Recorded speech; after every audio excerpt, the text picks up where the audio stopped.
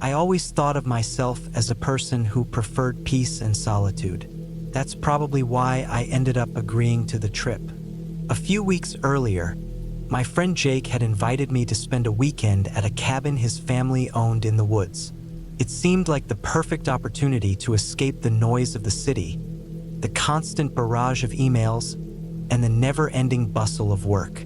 A chance to clear my head.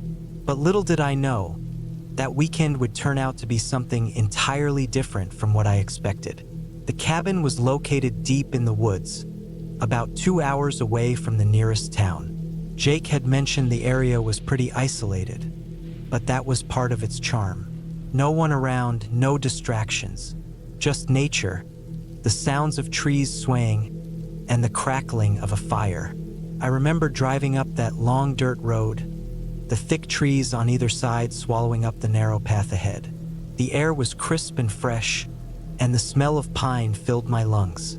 The farther we drove, the quieter it became. The hum of the engine was the only sound until the tires hit a particularly bumpy patch of road. Almost there, Jake had said, a grin on his face. The cabin came into view shortly after that, a small, weathered structure with a sloping roof, nestled between two large oaks. The wooden planks looked worn, like they'd seen their share of storms and seasons, but it had a certain charm to it. Its simplicity was inviting, even though I couldn't shake the feeling that something was off. There was no one around, no other cabins in sight, just trees and more trees. Jake got out and stretched, tossing me the keys. "All right, let's get settled in," he said, sounding as enthusiastic as someone who hadn't been outside for weeks. We spent the next few hours unpacking, making the place livable for the weekend. The interior was basic but functional. A small kitchen with an old wood-burning stove, a couple of wooden tables, a few chairs, and a fireplace. The floors creaked with every step. There was a bedroom with a single bed and a couch in the living room where we would be sleeping. The evening passed uneventfully. We lit a fire in the fireplace, cracked open a few beers, and sat back, watching the flames dance. As night fell, the sounds of the forest seemed to get louder. The wind rustling the leaves, the occasional crack of a twig snapping under the weight of some unseen creature. I didn't think much of it. We sat in comfortable silence, each of us lost in our own thoughts. It wasn't until later that night, when we were about to head to bed, that things started to feel strange. The first sign came when I heard it. A noise outside, faint but distinct. A soft rustling, like someone walking through the brush. It was a bit too deliberate for an animal, but not quite loud enough to be a person. I figured it was nothing, just an animal moving around. But then it happened again, this time a little louder. My heart rate picked up just a little. Jake noticed my expression. "You hear that?" I asked him. He paused, his eyes narrowing. "Yeah, I do. Probably a deer or something." "Doesn't sound like a deer," I replied, glancing out the small window that faced the forest. It was dark outside, the trees standing like silent sentinels. Jake shrugged, clearly unconcerned. "It's probably nothing. This place is in the middle of nowhere, man. We're just hearing things." Still, I couldn't shake the feeling that we weren't alone, that something or someone was out there, just beyond the edge of the light.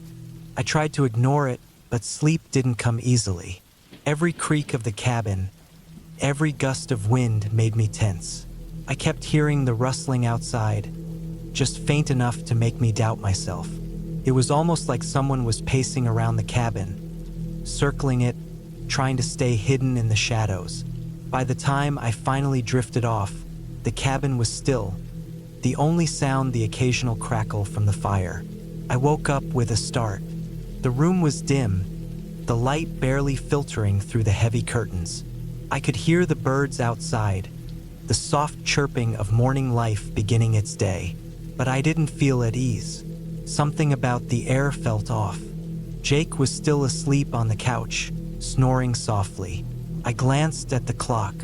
It was late morning already. I got up, stretched, and went to make some coffee. As I passed by the window, I noticed something strange. There was something, or rather someone, standing by the tree line not far from the cabin. A figure partially obscured by the thick underbrush.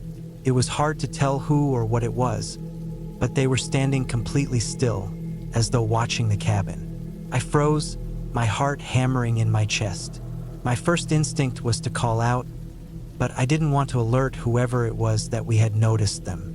The figure stayed there for what felt like an eternity before slowly moving out of view, deeper into the trees. I didn't know what to think. Was it someone else in the woods? A hiker or a camper? Just passing by? It was unlikely. No one else should have been this far out, at least not without us hearing something. I turned away from the window and went over to Jake. "Jake," I whispered, shaking him awake. "Jake, wake up." He groaned, lifting his head from the couch. His eyes were bleary, and he looked like he wasn't ready to face the day yet. "What's up?" he asked, rubbing his face. "There's someone out there," I said, my voice low. Jake blinked at me, clearly not following. "There was a person standing by the trees," I explained, trying to keep my voice steady. "I saw them through the window." Jake sat up, now fully awake, his brow furrowed. "Are you sure? Maybe it was just a deer or something." "I'm sure. It was a person, not an animal." Jake looked out the window but didn't see anything. He shrugged and stood up. "Well, they're gone now. Probably just some hiker." But the unease lingered. I couldn't shake the image of the figure standing out there, watching us. We spent the rest of the day exploring the area. The forest was dense, the trees towering above us, their leaves rustling gently in the wind. The air was thick with the smell of pine, and the ground was soft underfoot. It was peaceful, if not a little eerie. We hiked for a few hours, the silence around us broken only by the occasional sound of a twig snapping underfoot or the distant call of a bird.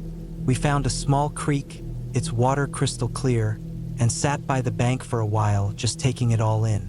But something kept nagging at me, something I couldn't quite shake. That night, as the darkness settled in again, I felt it. The unease was back. There was a tension in the air that I couldn't explain. The rustling had returned, faint at first but growing louder as the hours passed. It was too consistent to be an animal. Someone was definitely out there, moving around the cabin. I told Jake about it again, and this time he seemed more concerned.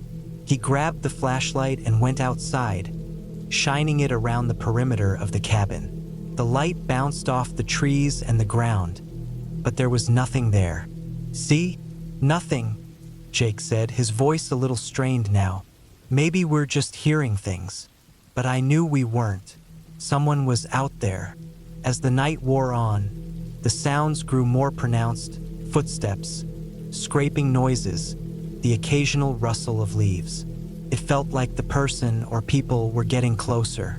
The cabin's walls seemed to creak more than usual, as though they were groaning under the weight of something or someone pressing against them.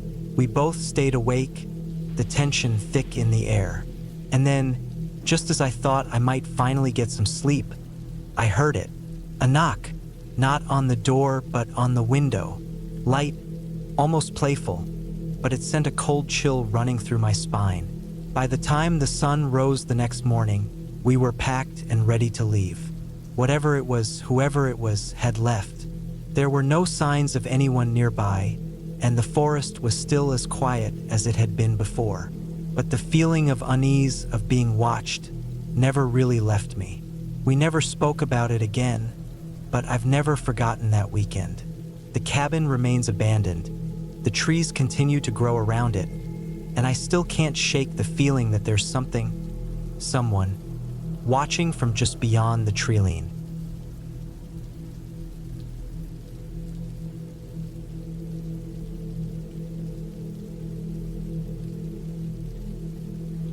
It was the middle of October 2022, and the trees along the outskirts of Greene County, Tennessee, had started to lose their leaves.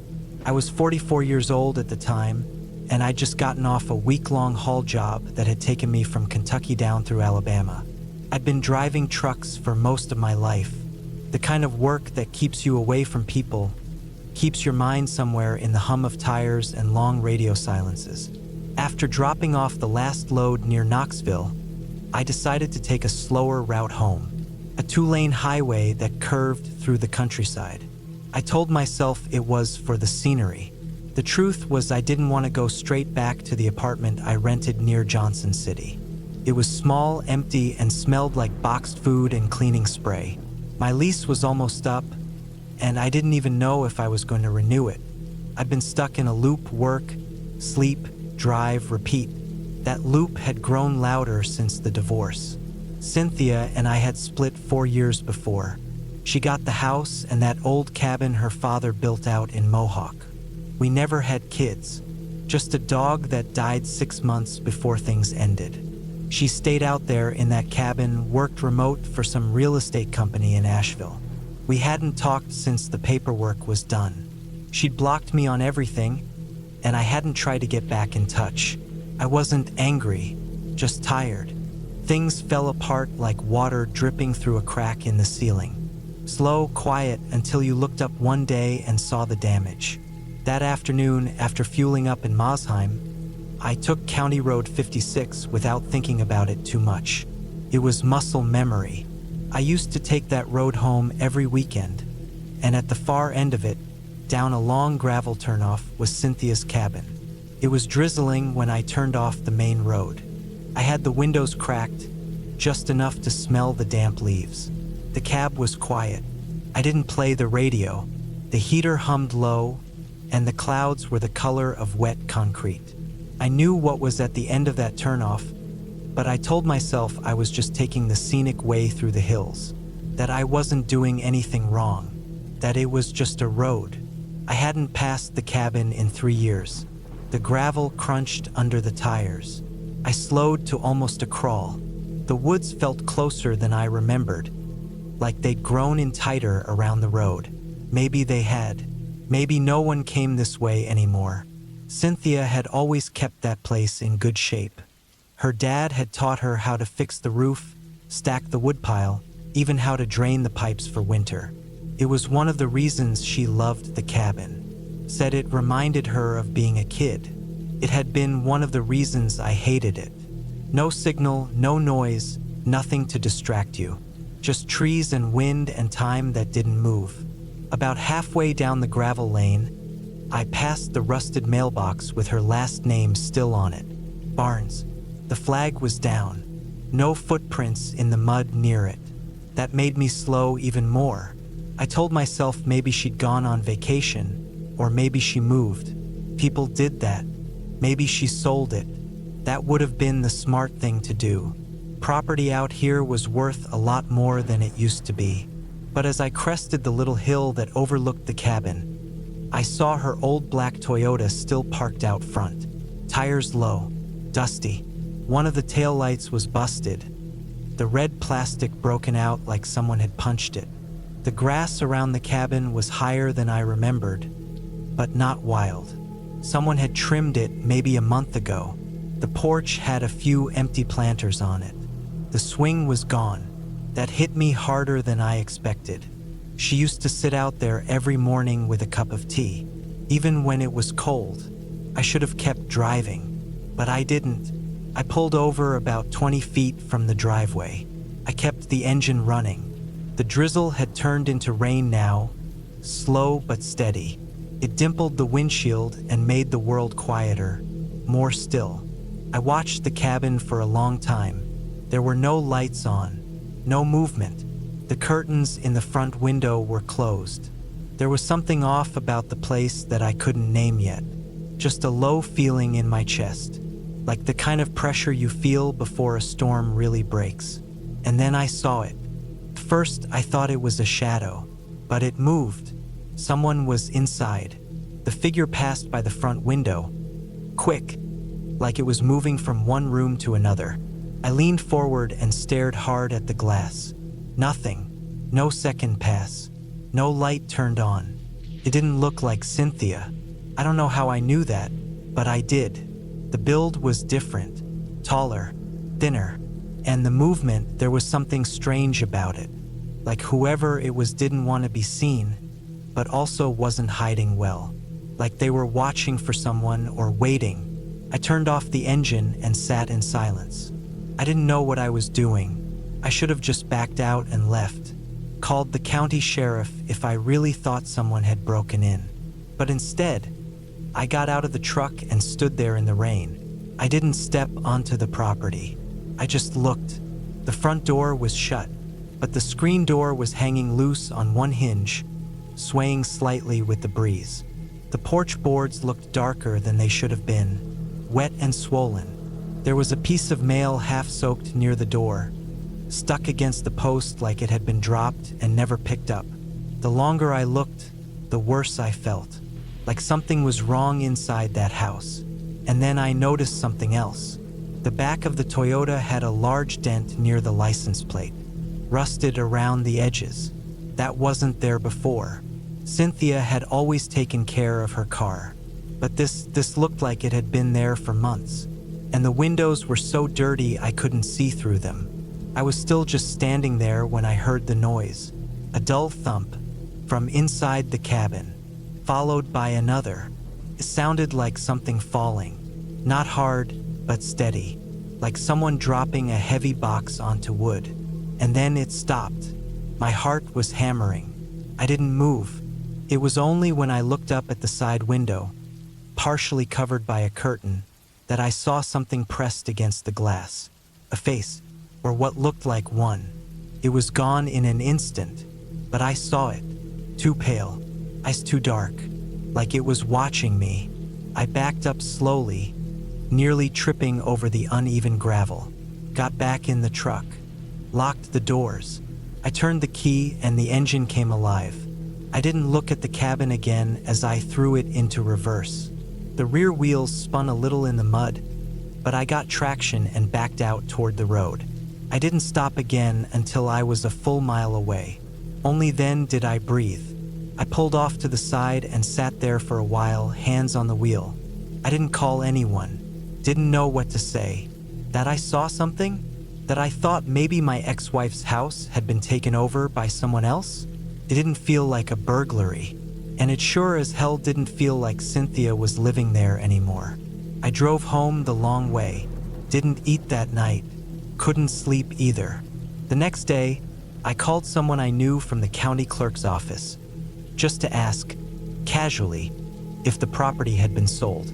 She looked it up, told me no, the records still showed it under Cynthia's name. Taxes had been paid. No reports of trouble. I didn't ask anything else. I thanked her and hung up. I never told anyone what I saw.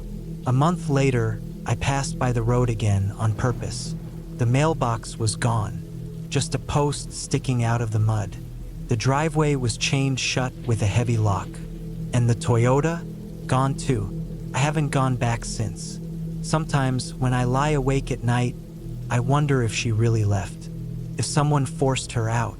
Or if something worse happened in that cabin long before I drove by.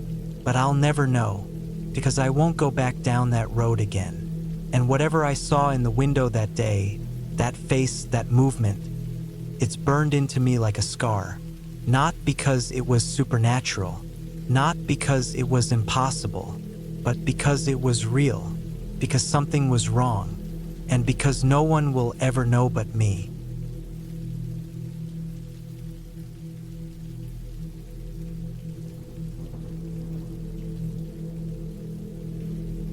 It was a cold, rainy autumn evening when I decided to finally start building the cabin. The air smelled damp and earthy, like wet leaves and mud that had soaked in the rain for days. I had been dreaming of having a small cabin in the woods for years, somewhere quiet, away from the noise of the city, where I could think and feel at peace. My parents had left me a small patch of land up north, in a secluded spot just outside a town that most people couldn't find on a map. It was the perfect place to escape, The spot I picked for the cabin was nestled between a row of tall pines, their trunks dark and towering against the sky. The ground was soft here, the forest thick with moss, and the only sounds around were the rhythmic drumming of raindrops against the trees and the occasional rustle of an animal moving in the underbrush. It was peaceful, but there was something in the air that made it feel heavier, like the world itself was holding its breath. I had never really felt that before, but I couldn't shake the feeling that I wasn't entirely alone. I had come up here with the intention of getting the cabin done in a weekend, maybe two. I'd seen it all in my head. The small wooden structure, simple but sturdy, with a stone chimney and a porch that overlooked the clearing. I had a plan, and I was eager to get started. It had been raining on and off for the past week, so I knew the ground would be a little soggy, but I was determined to push through it. I had all the tools, all the materials. It was just a matter of getting the frame up and then taking it one step at a time. I had done some work in construction before, nothing fancy, but enough to know what I was doing. The rain started to pick up as I began digging the foundation holes. I had brought a small tarp to cover my supplies, but by the time I got the first hole dug, my boots were sinking into the mud, and the cold was creeping up my legs. I didn't mind it. The rain was kind of refreshing, actually. It reminded me of the storms back home when I was a kid. I always loved those, even when I'd get soaked. As I set up the posts for the cabin's foundation, the rain turned into a steady downpour, soaking me to the bone. The forest felt even more isolated, the sound of the rain almost drowning out everything else. Every now and then, I'd hear a branch snap or the distant call of an owl. The only other sounds came from my own movements, lifting heavy timbers, hammering nails, and the occasional rustle of the tarp. The rain seemed endless, but I couldn't stop. I was making progress. The posts were set, the frame started to take shape. It wasn't perfect, but I could see it coming together. By late afternoon, I had the walls mostly built. I knew the roof was going to be tricky. Heavy beams in the wet conditions were going to be a challenge, but I figured I could manage. As dusk approached, I felt that familiar unease. It wasn't fear exactly, but more like the feeling of being watched. I had been working for hours, and there was still plenty of daylight left, but the air had grown thick and heavy. The wind picked up, and the trees creaked above me, groaning as if they were alive. I paused for a moment, wiping the sweat from my brow and looking around. The forest was darker now, and the sky above me was a slate gray, filled with swirling clouds. It seemed like the rain was never going to stop. That's when I heard it. A faint sound, distant at first, but then unmistakable, the crunch of footsteps on wet ground. It wasn't the kind of sound an animal would make. No, this was too rhythmic, too deliberate. Human. I froze, my hands still gripping the hammer. My pulse quickened, and I tried to calm myself, thinking maybe it was just another hiker or someone passing by. But no one else had been on the trail. This was my land, my cabin. The footsteps grew louder, closer. I could feel my heart pounding in my chest now, a sharp, nervous thump that seemed to echo in the stillness of the forest. I turned, scanning the trees for any sign of movement. Nothing. The rain was coming down so hard now that it was like a curtain between me and the world outside. I could still hear the footsteps, slow and heavy, like someone dragging their feet, but there was something else in the sound, a rhythm to it. It felt off. I took a few cautious steps toward the noise, my boots squelching in the wet earth. I was trying to convince myself that I was just being paranoid. I mean, who else would be out here in the middle of nowhere in a storm like this? But the more I listened, the more my gut twisted. It didn't sound right. The trees around me seemed to shift, like shadows moving in the growing darkness. I walked a little further, peering through the thick curtain of rain, and then I saw it. A figure, tall, cloaked in a dark raincoat, its face obscured by the hood. It was standing at the edge of the clearing, just barely visible through the downpour. I froze, my breath catching in my throat.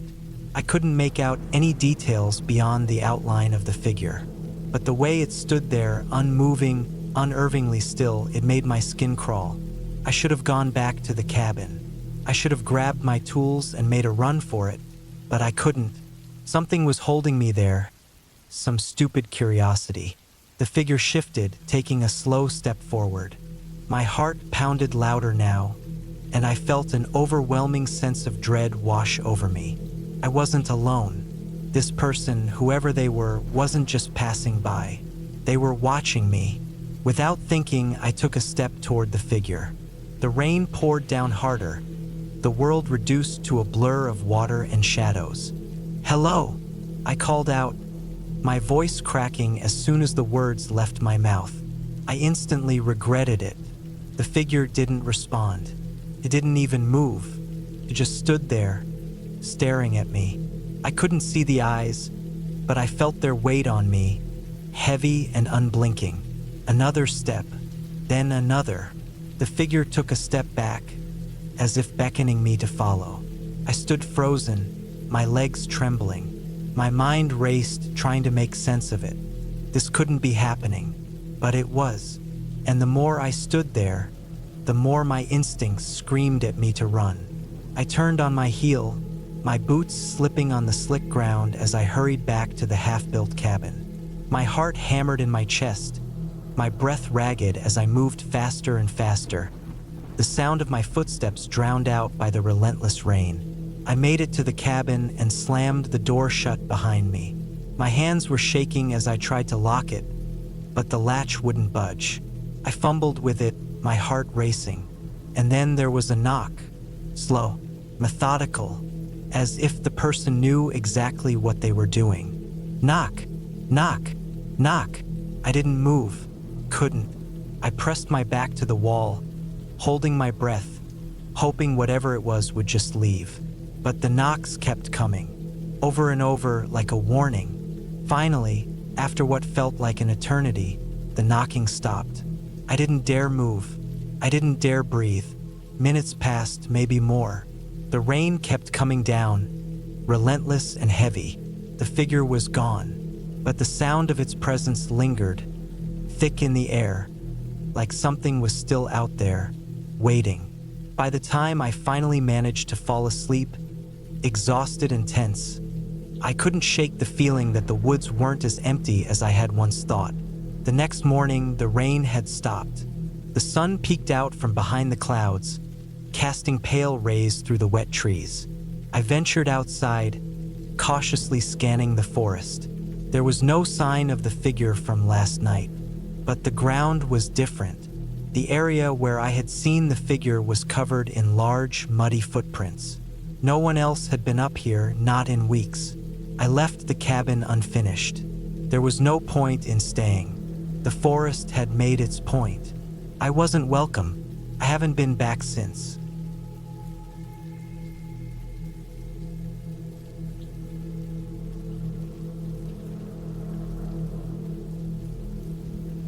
It was the middle of autumn when I first set foot in the cabin. The leaves had turned shades of orange and yellow, a scene so picturesque it almost seemed like a postcard.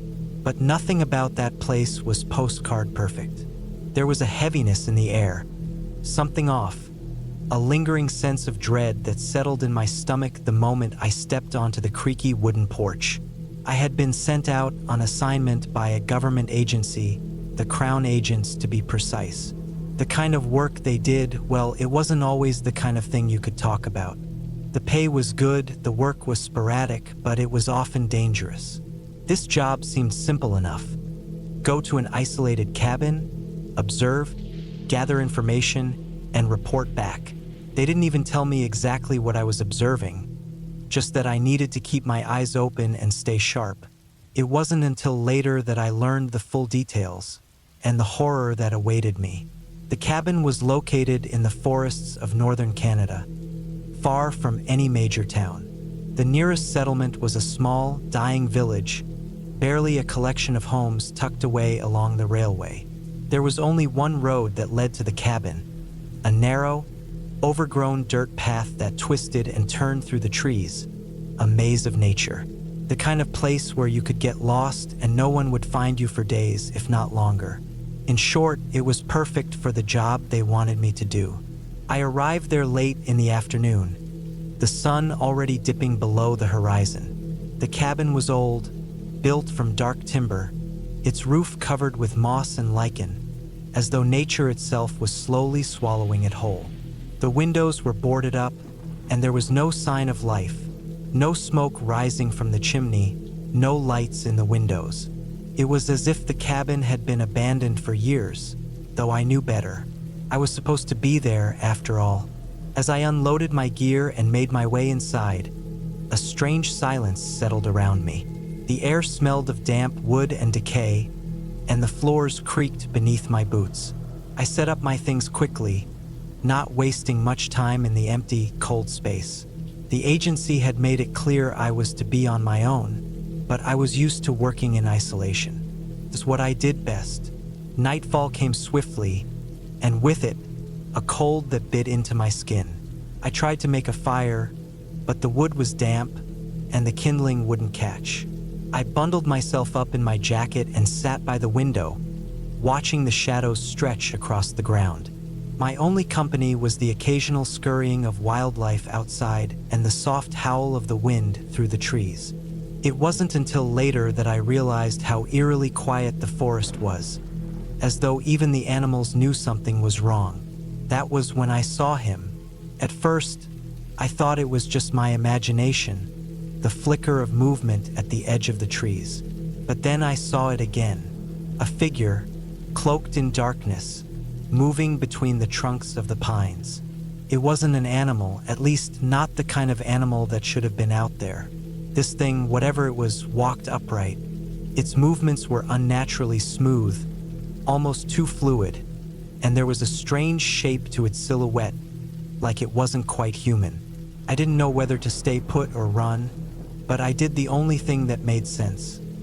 I stayed in the cabin and watched. The figure came closer, its outline becoming clearer against the dimming light. I could now make out more details. A tall man, perhaps, though his face was obscured by the shadows. He moved with purpose, like he knew exactly where he was going. Then, just as quickly as he appeared, he vanished into the woods, leaving me to wonder if I had imagined the whole thing. But something about it felt wrong. I wasn't supposed to be alone out here. I knew that. The cabin wasn't a vacation spot, and the Crown agents never sent anyone on a simple assignment. I had to keep watching, to keep my head down and my eyes peeled. I wasn't sure what I was supposed to be looking for, but I had a feeling that the man, or whatever he was part of it. I spent the next few hours pacing the cabin, too restless to sit still. I tried to focus on the task at hand, staying alert, recording what I could see. But everything felt off. Every noise outside sent my heart racing. Every crack of the wood made me jump. The air felt heavier, thicker with each passing minute. It wasn't until well after midnight that I heard it again. The slow, deliberate crunch of footsteps on the forest floor. The man had returned. This time I didn't wait. I grabbed my rifle, loaded it, and stood by the window watching, waiting. The figure was coming closer, moving like a shadow through the trees, his footsteps barely audible over the wind. I knew this wasn't just some random person, it was deliberate, calculated. He was coming for me. I couldn't explain why, but I had a gut feeling that I had been chosen as a target. The Crown agents had a way of choosing people to disappear, of sending people into situations where they weren't meant to come out. It wasn't until much later that I found out the real reason I had been assigned to this cabin, and the part one was supposed to play in all of it. The man was right outside the cabin now, standing still, his back to the window. I held my breath, fingers tightening around the rifle, but I didn't fire. I wasn't sure if I should. Then, without any warning, he spun around, his face now illuminated by the pale light of the moon. I didn't see his eyes at first, just the shape of his face, thin, gaunt, almost skeletal. He was smiling, or at least I think he was. It was hard to tell in the dim light, but his lips were pulled back in a way that looked unnatural. His teeth were too sharp, too white, and they gleamed in the moonlight like a predator's. And then he spoke, though I couldn't make out the words. His voice was low, almost like a whisper, but there was an edge to it, something dangerous. He reached into his jacket, and that's when I saw it. A gleaming knife, the blade long and cruel. He wasn't just here to watch me. He was here to make sure I didn't leave. I didn't think, there was no time. I fired. The shot rang out, deafening in the stillness of the night, and the man staggered back, his hand instinctively going to his chest. But he didn't fall. He didn't even seem to flinch much. Instead, he grinned even wider, a sickening, gory smile spreading across his face. The bullet hadn't done what it should have. He wasn't dead. He wasn't even close. I had to get out of there. I didn't care about the mission anymore. I had to survive. I ran for the door, kicked it open, and bolted into the night. The cold air hit me like a slap to the face, but it didn't matter. I ran and ran, the sound of my boots pounding the dirt, the weight of the rifle heavy in my arms, but I didn't stop, couldn't stop. Behind me, I heard the man's laughter, low and guttural, as if he was enjoying the chase. I pushed myself harder, faster, my breath coming in gasps, lungs burning. The trees seemed to close in around me, but I kept going. There was no way I was going to die out here, not like this. Eventually, I stumbled upon the road, and a small cabin appeared in the distance. I ran toward it, knocking on the door frantically, praying someone would let me in. The door opened, and there was a face I recognized, a fellow agent, someone I knew from a past mission. She took one look at me, at my blood-soaked hands, and knew something had gone wrong. "Get in," she said. "Now." I didn't ask any questions. I didn't need to. Inside, I collapsed, exhausted and shaking. The man hadn't followed me, not yet, but I knew he would. I wasn't safe yet. The agent gave me a stern look. "You don't know what you've walked into, do you?" It wasn't until later that I learned the full truth, that the Crown agents had been behind the entire thing. The job had been a setup, a test to see if I would follow through. The man in the woods, he wasn't just any killer. He was part of the agency itself, a rogue agent, and I was the one who had been marked for elimination. But in the end, I had survived. I didn't know what would happen to him, but I didn't care. I was alive, and that was enough. I walked away from that cabin, from that life, knowing that sometimes the real horror isn't the monsters we see, but the ones we can't escape, the ones we never see coming.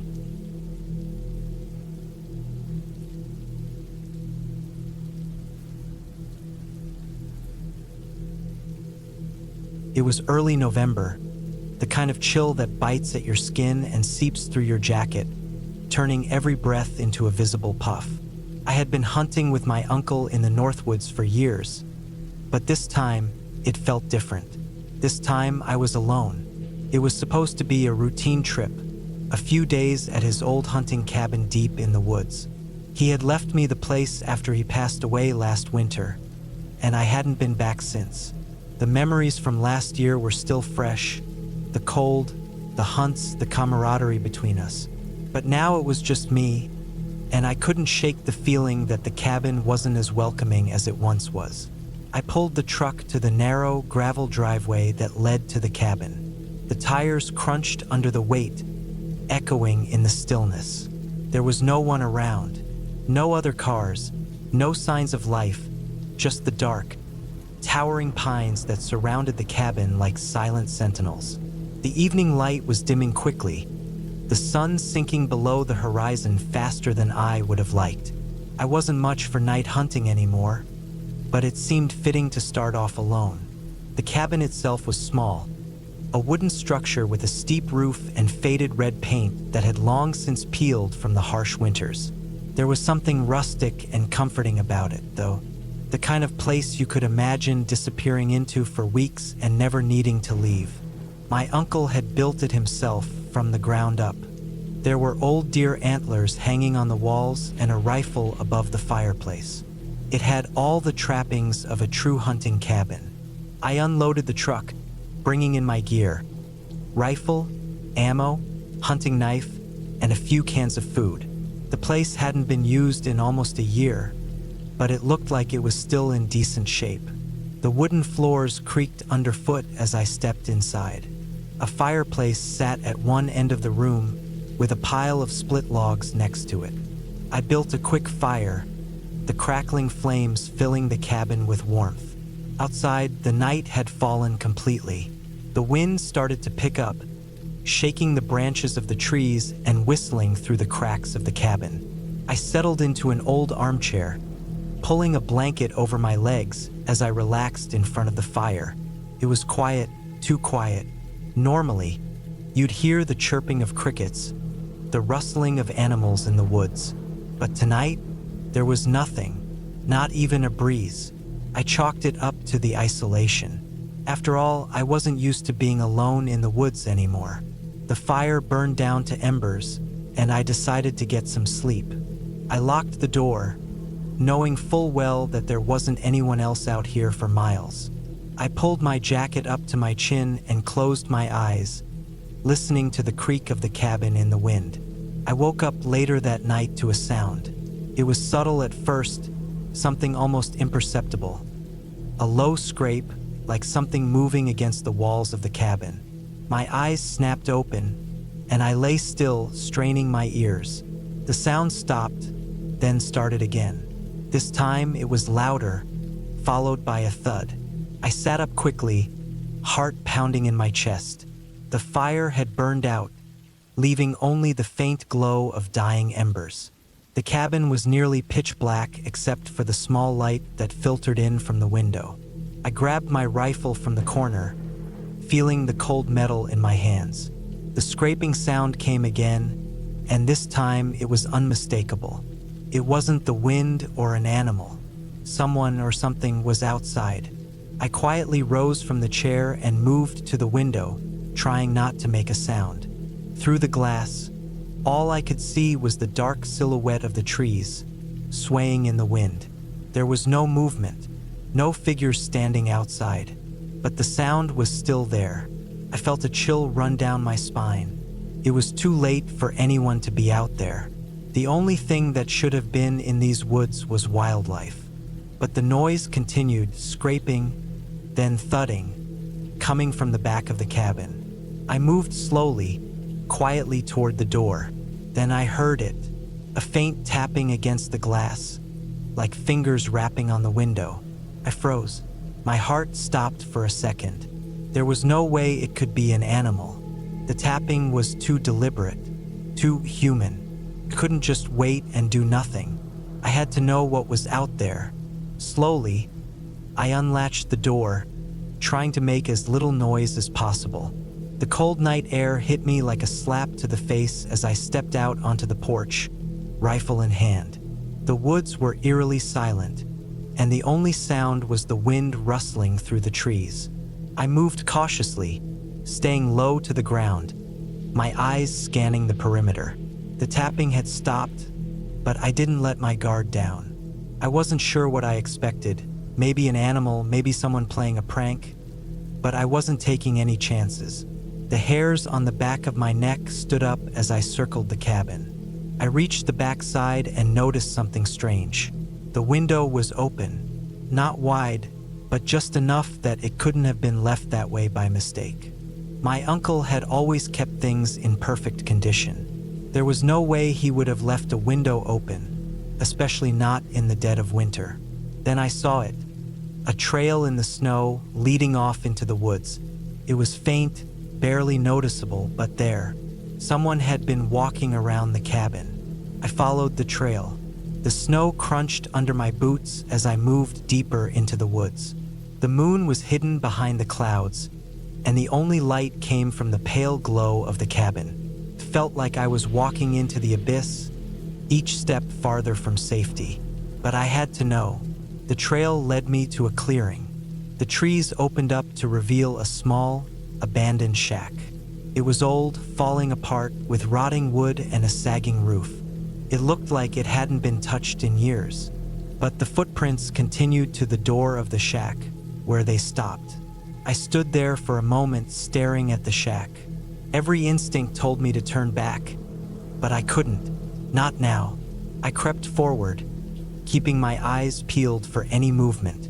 The door to the shack was cracked open, just enough to let a sliver of moonlight shine through. I pushed the door open with a creak.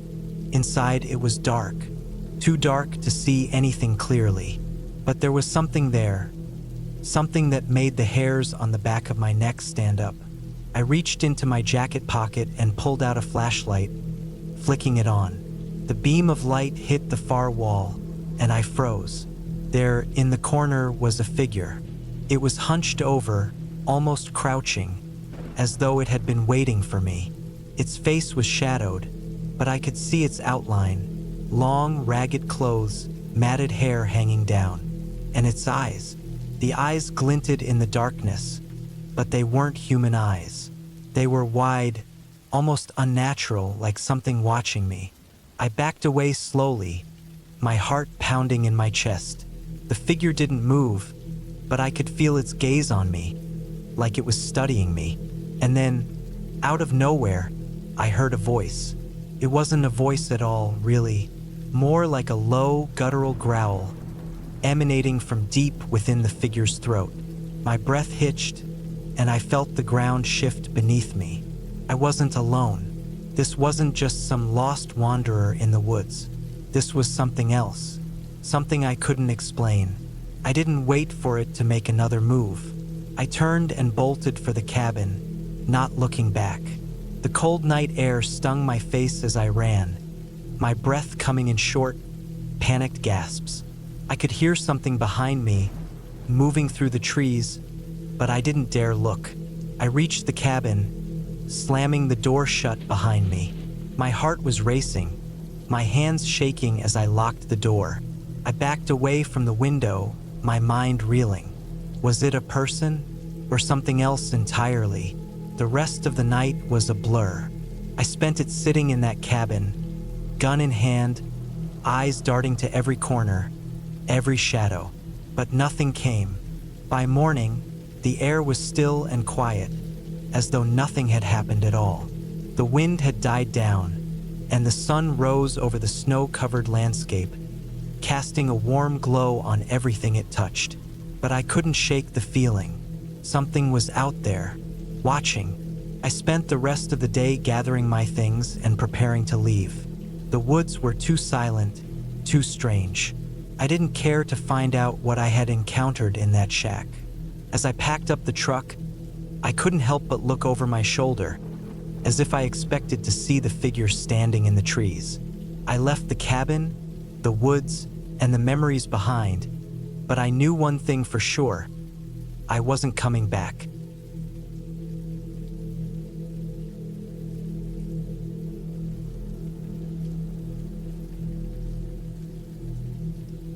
It was a quiet evening when I drove into the cemetery grounds. The sun had dipped low, leaving the sky painted in hues of orange and pink, but the air already felt heavy with the promise of a cold night ahead. My name's Jack, and I was just looking for a little time away from the chaos of everyday life. I'd gotten a tip from a friend about an old cabin in the woods, hidden on the outskirts of this graveyard. They said it was peaceful, secluded, the perfect spot for some time alone. I wasn't sure why, but the idea of staying in an old, forgotten cabin near a graveyard intrigued me. I pulled up to the entrance of the graveyard, the gravel crunching under the weight of my truck's tires. The gates creaked as they swayed slightly in the breeze, an unsettling sound, but nothing I hadn't heard before. It was the kind of place that didn't get much traffic. The grass was overgrown, the stones weathered by time and neglect. There were no cars around, and no signs of life anywhere, except for the faint rustling of trees in the distance. I had the cabin's location pinned on my phone, and it wasn't far. After a moment of hesitation, I decided to drive through the graveyard itself, just to get to the other side where the woods started. The dirt road wound its way through rows of tombstones, some with names long faded and others more recent. A sense of quiet filled the air, almost suffocating, like the world had forgotten this place. The only sounds were the wind moving through the trees and the occasional creak of an old stone. I reached the far side of the cemetery and turned onto a narrower, less defined path that led into the woods. The road became rougher, the trees thicker, casting long shadows in the growing darkness. My headlights cut through the gloom, illuminating twisted branches and tangled undergrowth. I could feel the isolation here, like the world was slowly slipping away behind me. After a few more turns, I saw it, the cabin. It was perched on a small hill, just beyond a line of trees, hidden from view unless you knew exactly where to look. The structure looked ancient, weathered by countless seasons. The roof was sagging in places, and the walls were covered in moss, giving it a forgotten look. A small porch wrapped around the front, its steps cracked and worn. It looked like it hadn't been touched in years.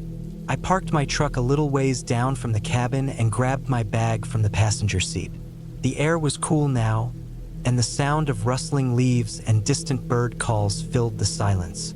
I didn't mind the isolation. In fact, I welcomed it. The city was loud, and I needed to escape. I grabbed my flashlight, locked the truck, and made my way toward the cabin. As I approached, I noticed a few things that seemed odd. The porch light was on. I hadn't expected anyone to be here, but there it was, casting a faint yellow glow against the darkening sky. I figured it might have been left on by someone else who had been here recently. Maybe someone who had come for the same peace I was seeking. I stepped up onto the porch, the old wood creaking under my weight. The door was slightly ajar, which struck me as strange. I pushed it open with my shoulder, the hinges groaning in protest. Inside, the cabin was dark except for the soft light coming from the porch. The smell hit me first, musty, like old wood and dust, a scent that made the place feel even more abandoned. But there was something else, something I couldn't quite place. A faint odor, almost like something rotting, but it wasn't overpowering. I shrugged it off, figuring it was just the old place settling. I stepped inside. The main room was small, with a stone fireplace along one wall and a few old wooden chairs scattered about. There was a simple wooden table in the center of the room, along with a few mismatched shelves covered in dust. It looked like someone had been living here at some point, but not recently.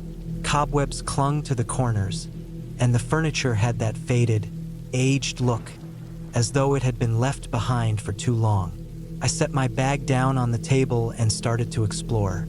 The kitchen area was barely more than a counter with a few cabinets, an old stove, and a small refrigerator. I opened the fridge to find it empty except for a few cans of expired soda. The cabinets were the same, mostly empty, but a few had jars of dried herbs or spices that had long lost their scent. As I moved through the cabin, the hair on the back of my neck started to rise. It was a strange feeling, like I wasn't alone here, but I couldn't shake the thought that it was just my mind playing tricks on me. I told myself it was just the isolation getting to me, the silence making every creak and groan of the old cabin seem more pronounced. I made my way back to the living room, sat down in one of the chairs by the fireplace, and opened my bag. It was getting late, and I figured I'd just settle in for the night. I pulled out a book, turned on a small lantern, and started reading, trying to ignore the unsettling feeling that had taken root in my chest. That was when I heard it, a faint scraping sound coming from upstairs. It wasn't loud at first, just a soft drag of something across the floor. I froze, the book slipping from my hands as I strained to listen. The house was old, sure, but that didn't explain the sound. It wasn't the house settling. No, this was something else. I stood up slowly, every muscle in my body tense. The sound came again, louder this time, followed by a low thud. My heart started to race. It wasn't the wind. It wasn't an animal. It was something else. Someone? I grabbed the flashlight, hesitating for just a moment, but then made my way to the stairs. The steps creaked under my weight as I ascended, each one feeling like an eternity. The upper floor was dimly lit by a small window at the end of the hallway, but the rest of the space was dark. I turned the flashlight beam on, sweeping it across the hallway. It was empty. The room at the end of the hall had a closed door, but no signs of movement. The air here was colder, and the smell I had noticed earlier was stronger. It was almost suffocating now, like something was decaying, just out of sight. I walked toward the room at the end of the hall. The door was cracked open, and I could see shadows moving inside. My heart pounded as I pushed the door open, shining the flashlight inside. There was nothing there, no one, but the room was strange. The walls were covered in markings, scratches, deep gouges, and what looked like writing. It didn't make any sense. Some of the marks were recent, others faded with time. But the most unsettling thing was the floor. It was stained dark red, as though something had been spilled, or worse, something had bled out. I backed away, feeling a rising panic in my chest. What the hell was this place? Why did it feel like something was watching me? The air was suffocating, and I felt like I was about to suffocate just from the weight of the atmosphere. I needed to leave. I turned to head back downstairs, but that's when I saw it. A shadow moved at the corner of my vision. Something large and tall, like a person, but it didn't quite look human. It was standing just at the edge of the hallway, barely visible in the low light. My heart stopped, and I froze in place, too terrified to move. I raised the flashlight, but when the beam hit the spot, it was gone. I rushed down the stairs, my breath coming in quick gasps. I grabbed my bag and ran to the door, throwing it open. The cold air hit me like a slap to the face, but I didn't care. I just needed to get out. I didn't even look back as I made my way to the truck.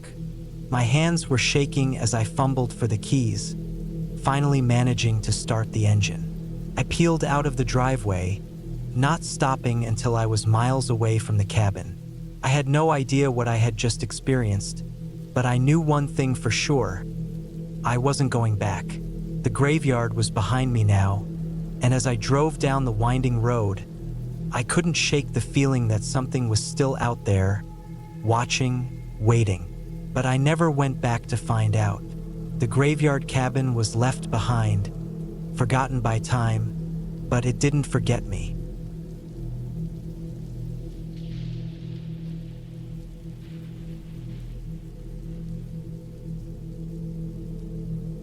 It was mid-October 2016. I had just turned 32 and was between jobs after walking away from a long stint working logistics in Toronto. The city had gotten to me in ways I hadn't expected. I felt like I was always rushing, always on edge, always under some noise.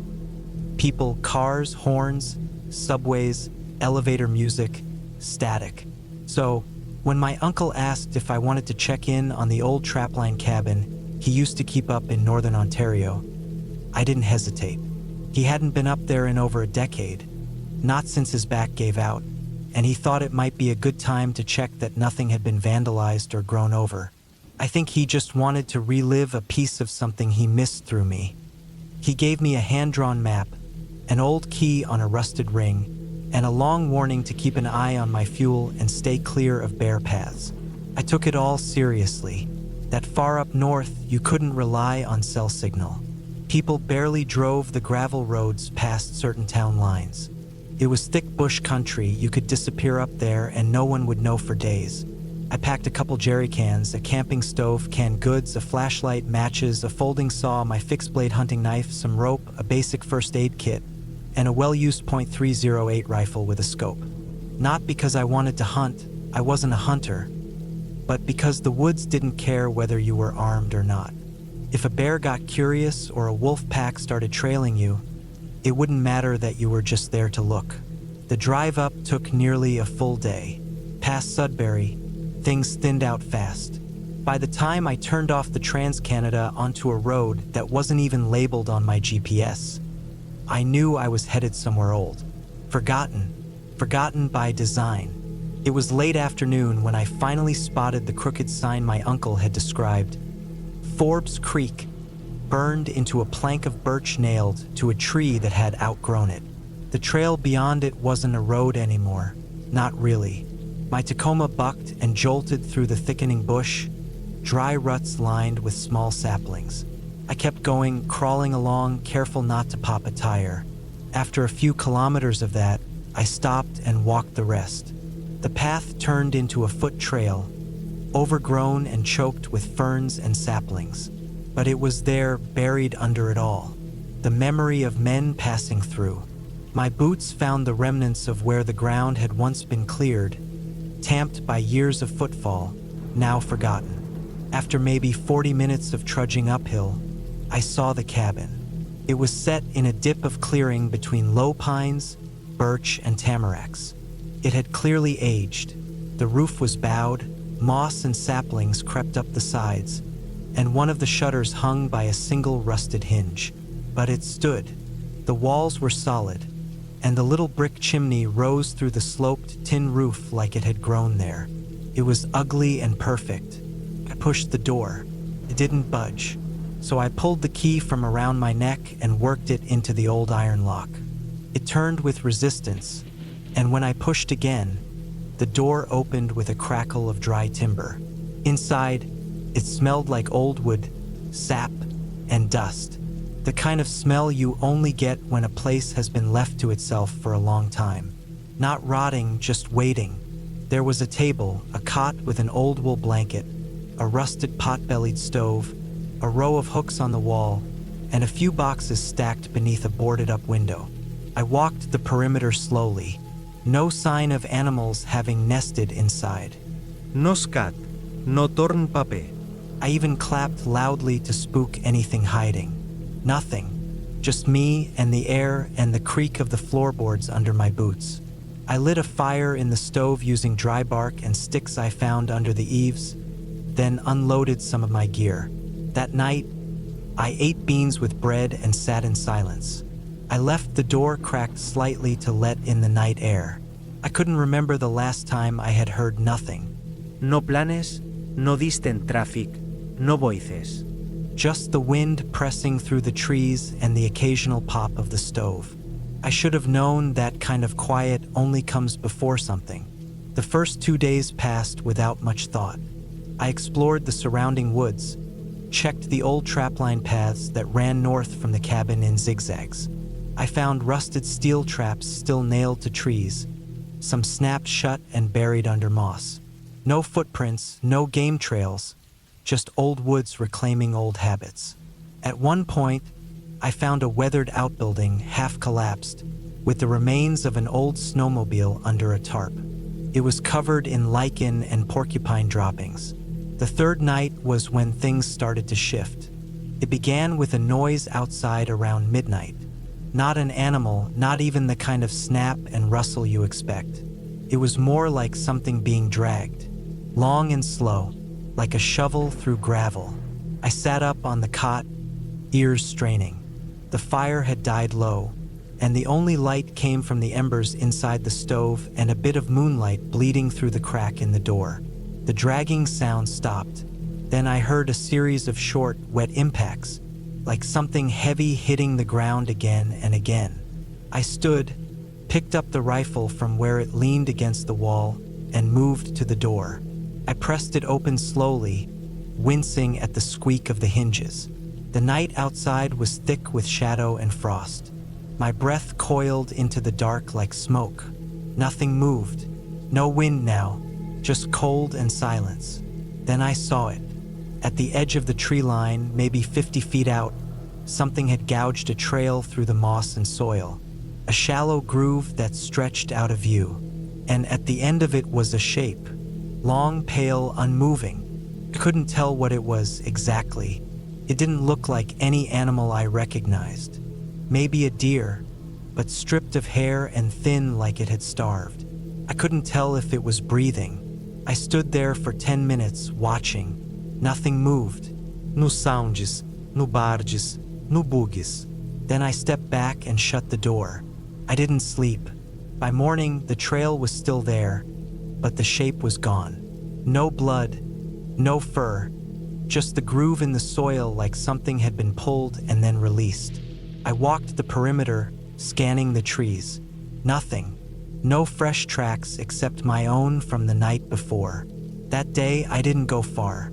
I stayed near the cabin and chopped firewood with an energy I didn't really feel. My stomach felt tight all day, and I kept glancing into the trees. I thought maybe I'd run into someone squatting in the woods, a trapper or survivalist who didn't want to be found. It happened. People vanished into these places all the time. Not all of them wanted to be alone for the same reasons. That night, I locked the door. Not just the key, I barricaded it using the table and an iron bar I found behind the stove. I sat in the cot with my rifle across my knees and the fire hot in the stove. Around 2 a.m., I heard it again. The dragging. Same rhythm, same pace, like something was drawing a weight in a straight line through the brush. Then silence. Then the softest knock against the wall behind the cot. Not the door, the wall. The knock was dull like a fist against wet cloth. I didn't move. I didn't breathe. Another knock. Then another. For in total, then nothing. I stayed awake until dawn, staring at the wall. The next morning, I went outside and checked. There were 4 dark smudges on the back wall. Damp spots. No imprints. No claw marks. Just stains like something wet had pressed against the timber. The groove in the ground was deeper now, more defined. It circled the cabin, then disappeared back into the woods. I made the decision to leave. Not out of fear, I told myself, but out of logic. Something wasn't right. Maybe it was an animal with mange. Maybe it was someone with a grudge who didn't want company. Whatever it was, I didn't need to be here. I packed my things. I loaded my gear into my pack, killed the fire, locked the door behind me, and started down the trail. That's when I realized something that froze my blood. The trail wasn't the same. It had changed. The undergrowth was different, denser. The markings I'd left, broken saplings, boot prints, were gone. I doubled back, thinking I'd taken a wrong turn. But when I returned to the clearing, I saw it. A second trail had been carved next to the first. Another dragging groove, thinner, parallel. And beside the cabin, another long shape. This one larger. I didn't go near it. Couldn't. I ran. I don't remember how long. Hours, maybe. I tripped more than once, scraped my hands raw, nearly lost the rifle in a creek bed. Eventually, I hit the road again. My truck was there, untouched. I got in and didn't stop driving until I hit cell service. I called my uncle, told him I'd checked the place and that it was fine. I didn't mention anything else. 2 months later, I went back. I don't know why. Curiosity, maybe. I told myself it would help me sleep. I brought a buddy from work, said we'd go moose watching. When we reached the clearing, the cabin was gone. Not collapsed, gone. No foundation. No stove. No drag marks. No clearing. Just woods. But I found something 50 feet out. 4 rusted traps nailed in a row to a tree, and beneath them a trail. Fresh.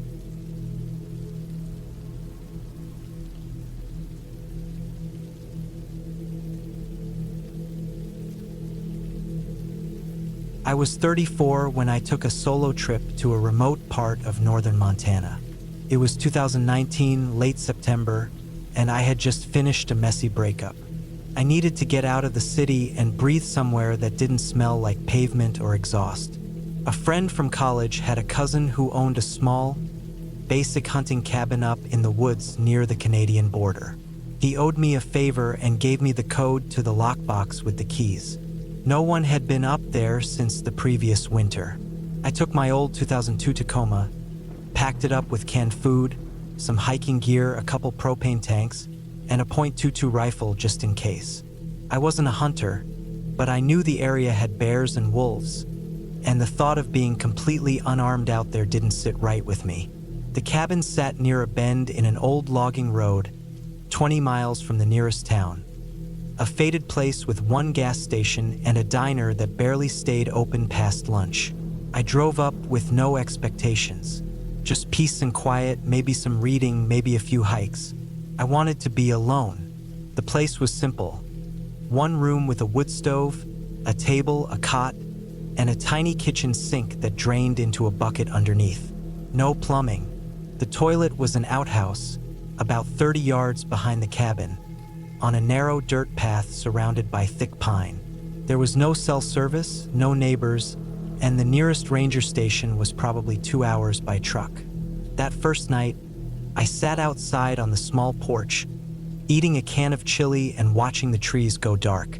The wind came in soft gusts through the branches, and when the moon came up, it lit the yard just enough to see the outline of the tree line. I slept early that night, wrapped in my sleeping bag on the cot, the wood stove letting off a low crackle. It was cold, but not freezing. I felt calm. The next morning, I walked a few miles up the road and then into the woods. No trails, just me and a map. I saw some deer tracks, plenty of bird chatter, and what looked like old bear scat, but no animals. Around noon, I turned back. I cooked some instant rice and tuna on my small propane burner and spent the afternoon with a paperback. That night, I stayed in. I noticed something around 10 p.m., footsteps crunching lightly on the dead pine needles outside the cabin. I froze. The steps didn't last long. Just 2 or 3 slow crunches, then nothing. I turned off my lantern and pressed my ear to the cabin wall. It was dead quiet. No movement. No voices. After about 5 minutes, I convinced myself it was probably an animal. A raccoon, maybe. But I still laid there, clutching the rifle, not sleeping for a long time.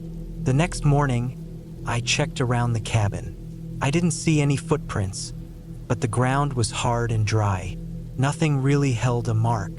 I figured it might have been a deer passing through or maybe a porcupine. I didn't want to let paranoia ruin the trip, so I shook it off. I spent that day down by a small stream a mile or so east of the cabin, following it through a narrow gorge. The light barely hit the water through the trees. It was beautiful in that quiet, unspoiled way that only wilderness can be. I got back to the cabin around 5, cooked, and again sat on the porch. Nothing felt off. No sounds, no weird movements. I started to feel like maybe I had just imagined the footsteps. Then came the third night. I was sitting at the table inside, writing in a small journal, when I heard something scrape lightly across the side of the cabin. It sounded like a stick or maybe a branch dragging along the wooden planks. Then a pause, then again, but it was deliberate. I set down the pen and stood still, holding my breath. The wood stove crackled softly, but otherwise it was dead quiet. I grabbed the rifle and opened the door fast, swinging the barrel out ahead of me. Nothing. The moon was out, but most of the cabin was in shadow. I walked the full perimeter with a flashlight and saw nothing. No animal, no person, no marks on the wall. I didn't sleep at all that night. The next morning, I made coffee and sat outside, watching the sun come up through the trees. I considered leaving early, but the stubborn part of me hated the idea of running from something I couldn't even confirm. Maybe it was a big raccoon. Maybe the wind had knocked a branch loose. Maybe I was just shaken from being alone for too long. Around noon, I went back out to the stream and brought a fishing line this time. I didn't catch anything. The air was colder, the sky more gray than blue. I headed back before 4, uneasy. When I came back to the cabin, the front door was cracked open. I stood still. I knew I'd locked it. I always locked it when I left. I stepped inside slowly, rifle in hand, heart pounding hard enough I could feel it in my fingertips. Nothing looked out of place. The lantern was still where I left it. My sleeping bag was folded on the cot. My backpack was zipped. I checked every corner. Nothing, but I knew I had locked it. That night, I placed a small chair against the inside of the door. If it opened, I'd hear it fall. I kept the rifle close and barely slept. At about 3 in the morning, I heard the crunch again. This time it was heavier, more than one step. Someone was walking on the side of the cabin, slow and steady. I sat up, rifle aimed toward the door, barely breathing. Then silence, and then a tap. A light, deliberate tap on the wall near the window. I didn't move. I waited. It didn't come again. When the sky turned gray with morning, I finally stepped outside. On the window ledge were 3 pine cones, arranged in a neat line. I hadn't put them there. I packed my gear in under 10 minutes and threw everything in the truck bed. I didn't even eat. I just drove, fast. The logging road was rough and I nearly bottomed out twice, but I didn't stop until I hit the main road. When I pulled into town, I stopped at the gas station and sat there for 10 minutes, hands shaking. The guy behind the counter didn't even look at me. I didn't tell anyone what happened. I didn't have any proof. No footprints, no photos, just pine cones on a ledge, a door left open, and a gut feeling that someone had been watching me. 2 days after I got back to Missoula, I called my friend and asked about the cabin. He said his cousin had mentioned weird stuff before. Once, he found dead birds on the steps. Another time, his truck had been keyed. He thought it was local kids from a nearby reservation messing with him. I didn't say anything. I didn't want to think about who it could have really been. But a week later, I couldn't help myself. I searched online for incidents in that area. Nothing recent, but I did find a forum post from 2013, an old thread on a hiking site. A guy mentioned camping near the same woods and waking up to find 3 pine cones placed on his backpack. He had thought it was a joke until he realized he was 3 miles off trail, and no one had followed him in. He also mentioned seeing a man in a red jacket just standing in the woods at night. Said the guy didn't say anything, just watched from the tree line. I remembered then, the first morning I arrived at the cabin. I'd seen a flash of red through the trees, just for a second. I had assumed it was sunlight catching a maple leaf, but now I wasn't sure.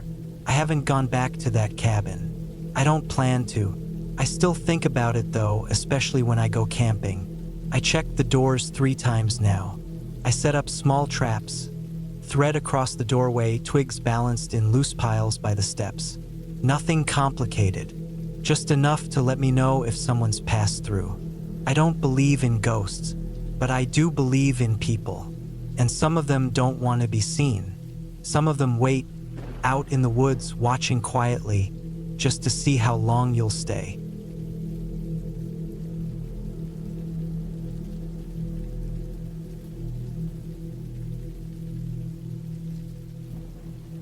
I was 32 when it happened.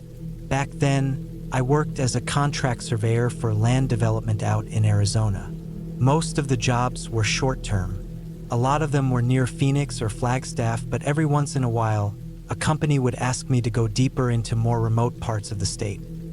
Places not too many people lived anymore or ever really did. That year, in September 2013, a construction company out of Prescott asked me to do a multi-day survey on a piece of land bordering a long stretch of national forest, about 50 miles northeast of Payson. The job sounded simple. Mark boundaries, map elevations, log soil conditions.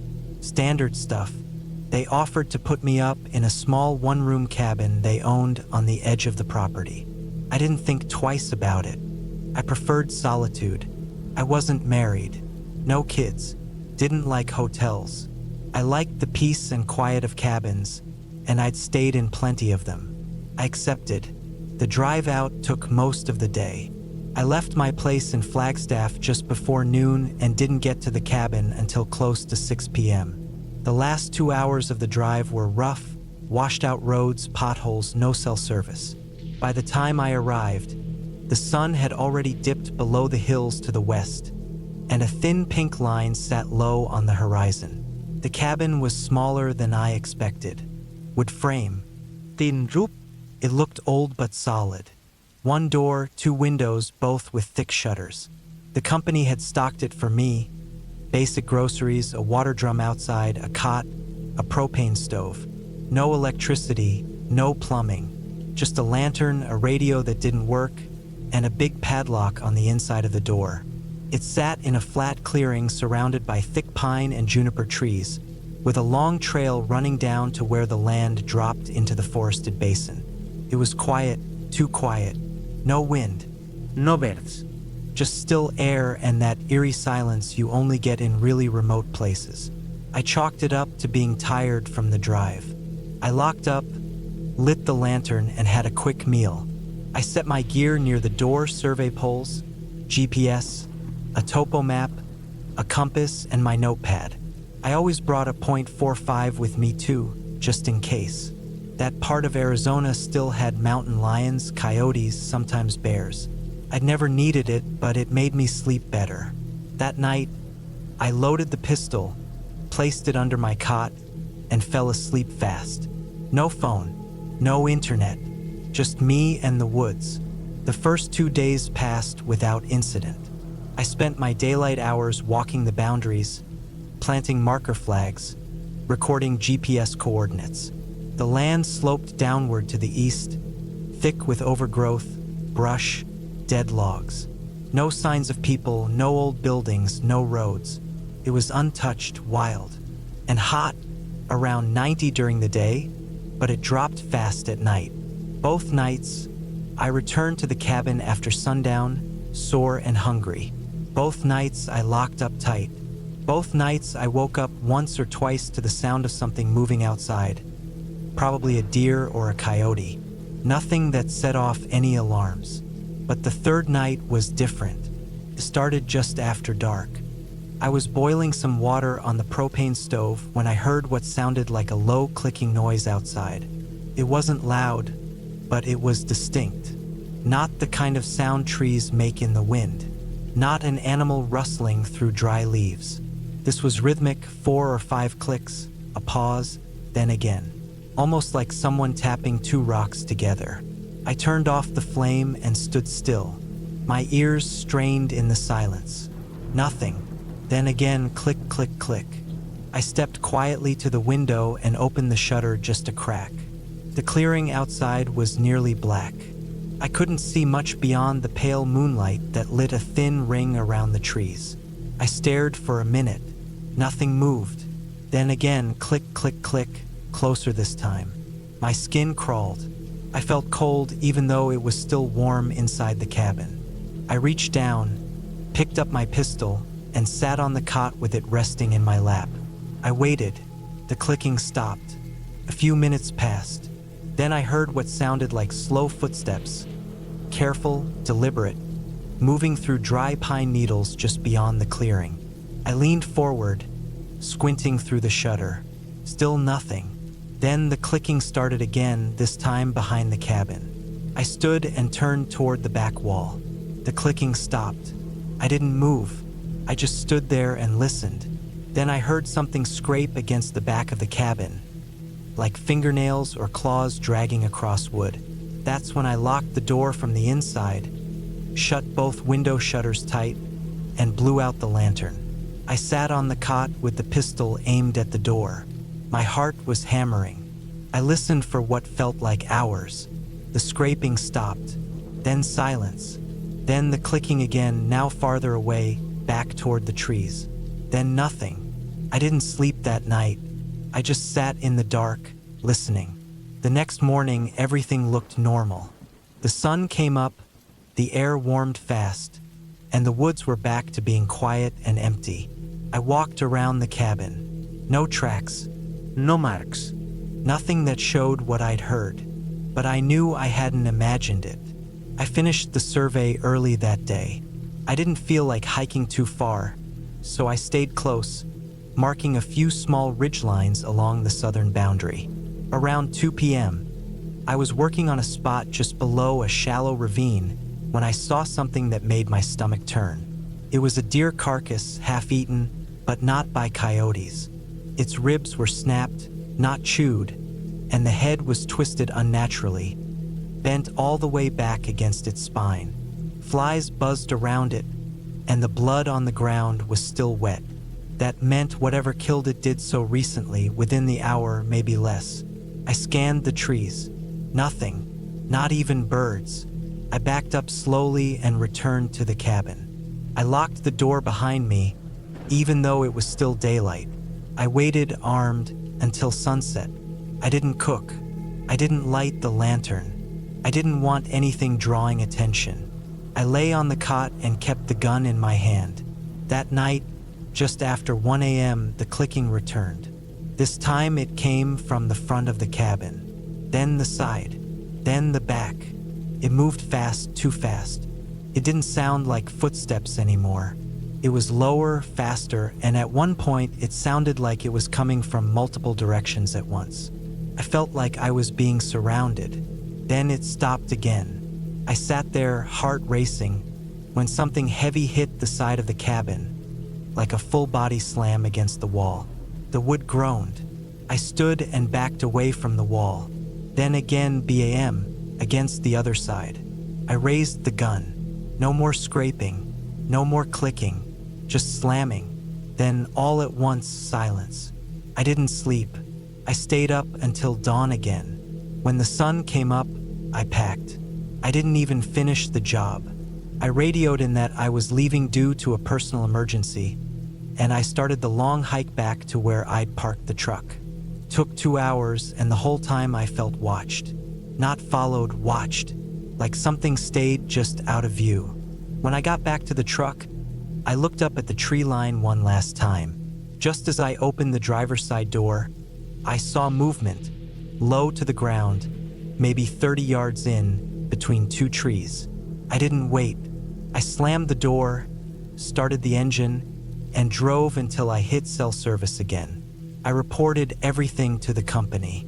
They told me they'd never had any trouble there before.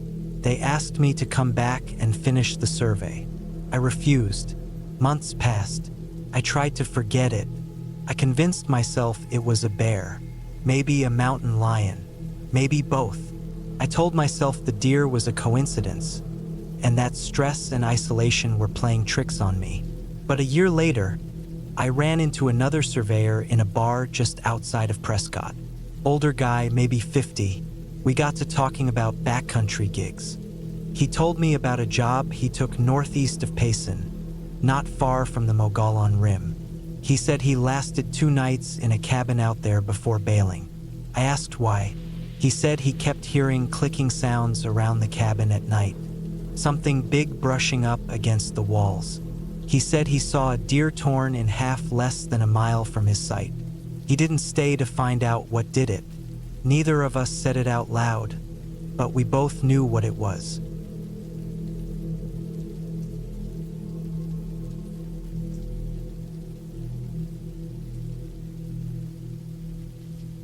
It was the summer of 2012 when I decided to take a break from everything. I was 31 at the time, living in Nottingham and working as a maintenance manager for a large warehouse. It was stressful. Same faces, same complaints, same noise every day. I'd been doing that job for nearly 7 years, and my patience had thinned out to the point where I didn't enjoy my evenings anymore. I needed a few days with no alarms, no phones, no emails, just quiet. That was the plan. I found a small cabin online. It wasn't much, just a single-room wooden lodge tucked into a quiet area of rural Cumbria, about 20 minutes from a village called Dent. It was the kind of place people went when they wanted to forget about the world. The listing said there was no Wi-Fi, no television, no mobile signal. I didn't care. That's what I was after. Complete peace. I booked it for 5 nights, packed some essentials into my old blue rucksack, loaded up my car with food and water, and made the drive up north. The drive itself was decent, took about 4.5 hours with a quick stop at a petrol station near Lancaster. I remember it was cloudy that day, and by the time I reached the last 5 miles of the journey, the road had narrowed down to a winding single track surrounded by dense forest and empty fields. That part gave me a strange feeling, like I was heading into a forgotten place. When I finally arrived at the cabin, it was smaller than it had looked online. The wood was dark and weathered, and the windows were so dusty it looked like no one had cleaned them in years. But the view was something else. You could see right across the valley. Just hills and trees as far as the eye could see, no houses, no people. The air was cool, smelled of pine and damp soil. I unlocked the front door using the key from the lockbox outside, stepped in, and dropped my bag by the door. The inside was just one large room, like a studio flat. A bed in the corner, a wooden table near the window, a little wood-burning stove, and a counter with a sink and kettle. There was a solar panel on the roof that gave just enough power for a couple of lights, and the bathroom was a separate wooden structure about 10 feet out the back. It was basic but clean enough, and honestly, it was what I needed. No noise, just the wind in the trees and the occasional bird call. The first night passed quietly. I made some tea, read a book I'd brought along, and fell asleep early. The second day, I went for a long walk through the woods, took some photos, and sat on a rock for a while just listening to nature. Felt good. I wasn't thinking about work or money or bills. I felt like I'd finally unplugged from everything that had been wearing me down. That changed on the third night. It was just after 10 when I first saw her. The sky had gone dark around 9, and I'd been sitting at the table eating a bowl of beans on toast with a side of crisps. I remember that clearly because I hadn't eaten much that day. I was just starting to feel tired when I heard something crunch outside the window. At first, I thought it was an animal. Rabbits or foxes were common out there, and the forest floor was covered in dead leaves. But when I glanced up, I saw something that stopped me in my tracks. There was a woman standing just beyond the tree line, facing the cabin. At first, I didn't really register what I was seeing. My brain sort of froze. She was wearing a long, pale coat that reached down to her calves, and her dark hair looked matted or wet. She wasn't moving, just standing there, staring directly at the window. I stared back, my spoon halfway to my mouth. My first thought was that she was lost, maybe a hiker who'd taken a wrong turn. But the longer I looked at her, the more I started to feel uneasy. Something wasn't right. She wasn't waving or calling for help. She wasn't even shifting her weight, just standing still as a statue. I stood up slowly and stepped toward the window, trying to see her face more clearly. It was hard to make out details in the low light, but her expression, or the lack of it, was the part that stuck with me. No emotion, not fear, not anger, not confusion, just blank, like she wasn't really there. I backed away from the window and turned off the light. I stood there in the dark for a while, heart racing, waiting to see if she would come closer or move away. After a few minutes, I looked back out and saw that she was gone. Just trees and shadows where she'd been standing. That night, I didn't sleep well. Every creak of the wood, every gust of wind against the cabin walls made me sit up and listen. I kept expecting to hear footsteps or see a shadow moving past the window, but nothing came. Eventually, I must have fallen asleep out of sheer exhaustion. The next morning, I tried to tell myself it was nothing. Maybe I'd imagined it. I'd barely seen another soul for days. My mind could have been playing tricks on me. Still, I took a walk out to the edge of the trees where she'd been standing. The ground was soft from rain, and I saw what looked like a few prints. Could have been hers or mine from earlier. Hard to tell. I didn't linger long. That day, I stayed close to the cabin. I tried reading again, made some food, wrote a bit in a notebook. But the feeling wouldn't leave me, like I was being watched. I kept glancing out the window every few minutes, scanning the trees.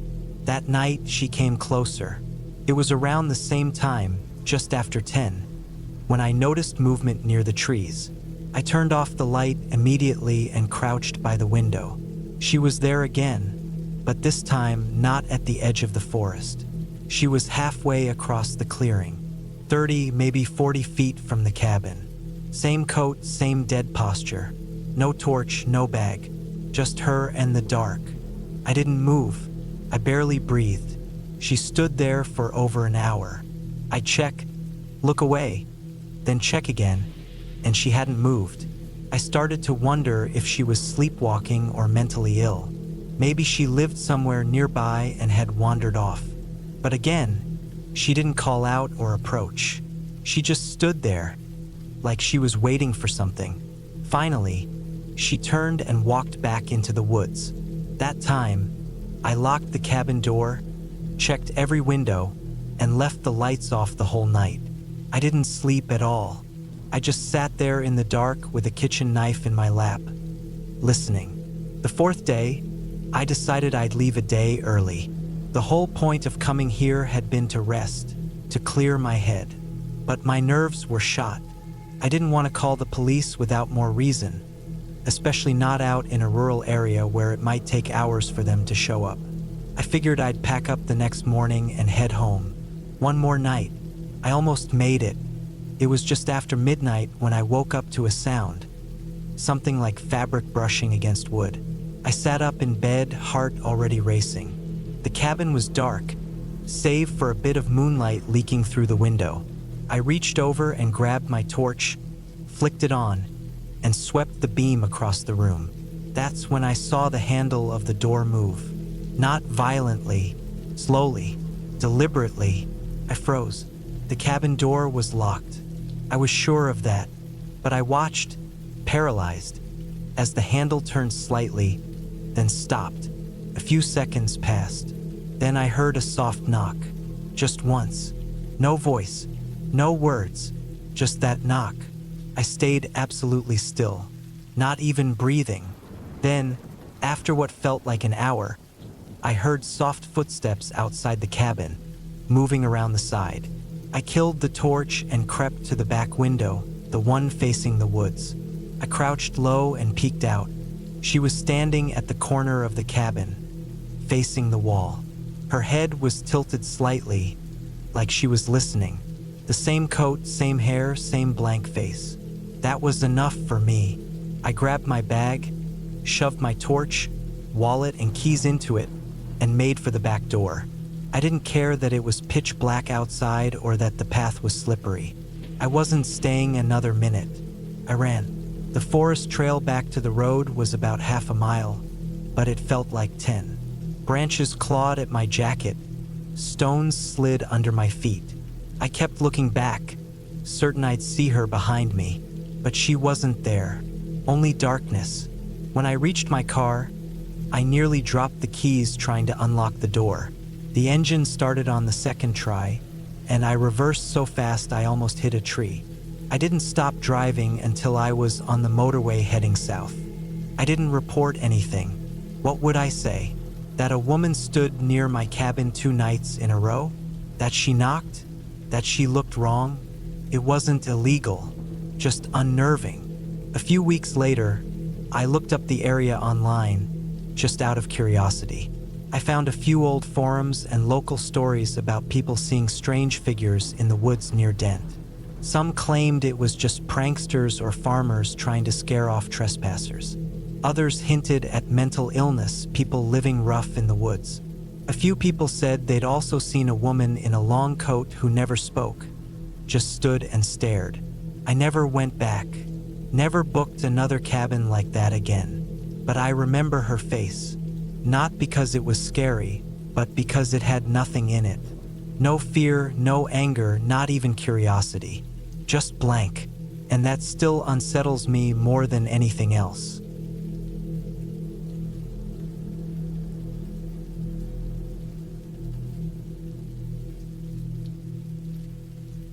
I was 36 the year I went back to the cabin. It had been nearly 2 decades since I'd last stepped foot on that land.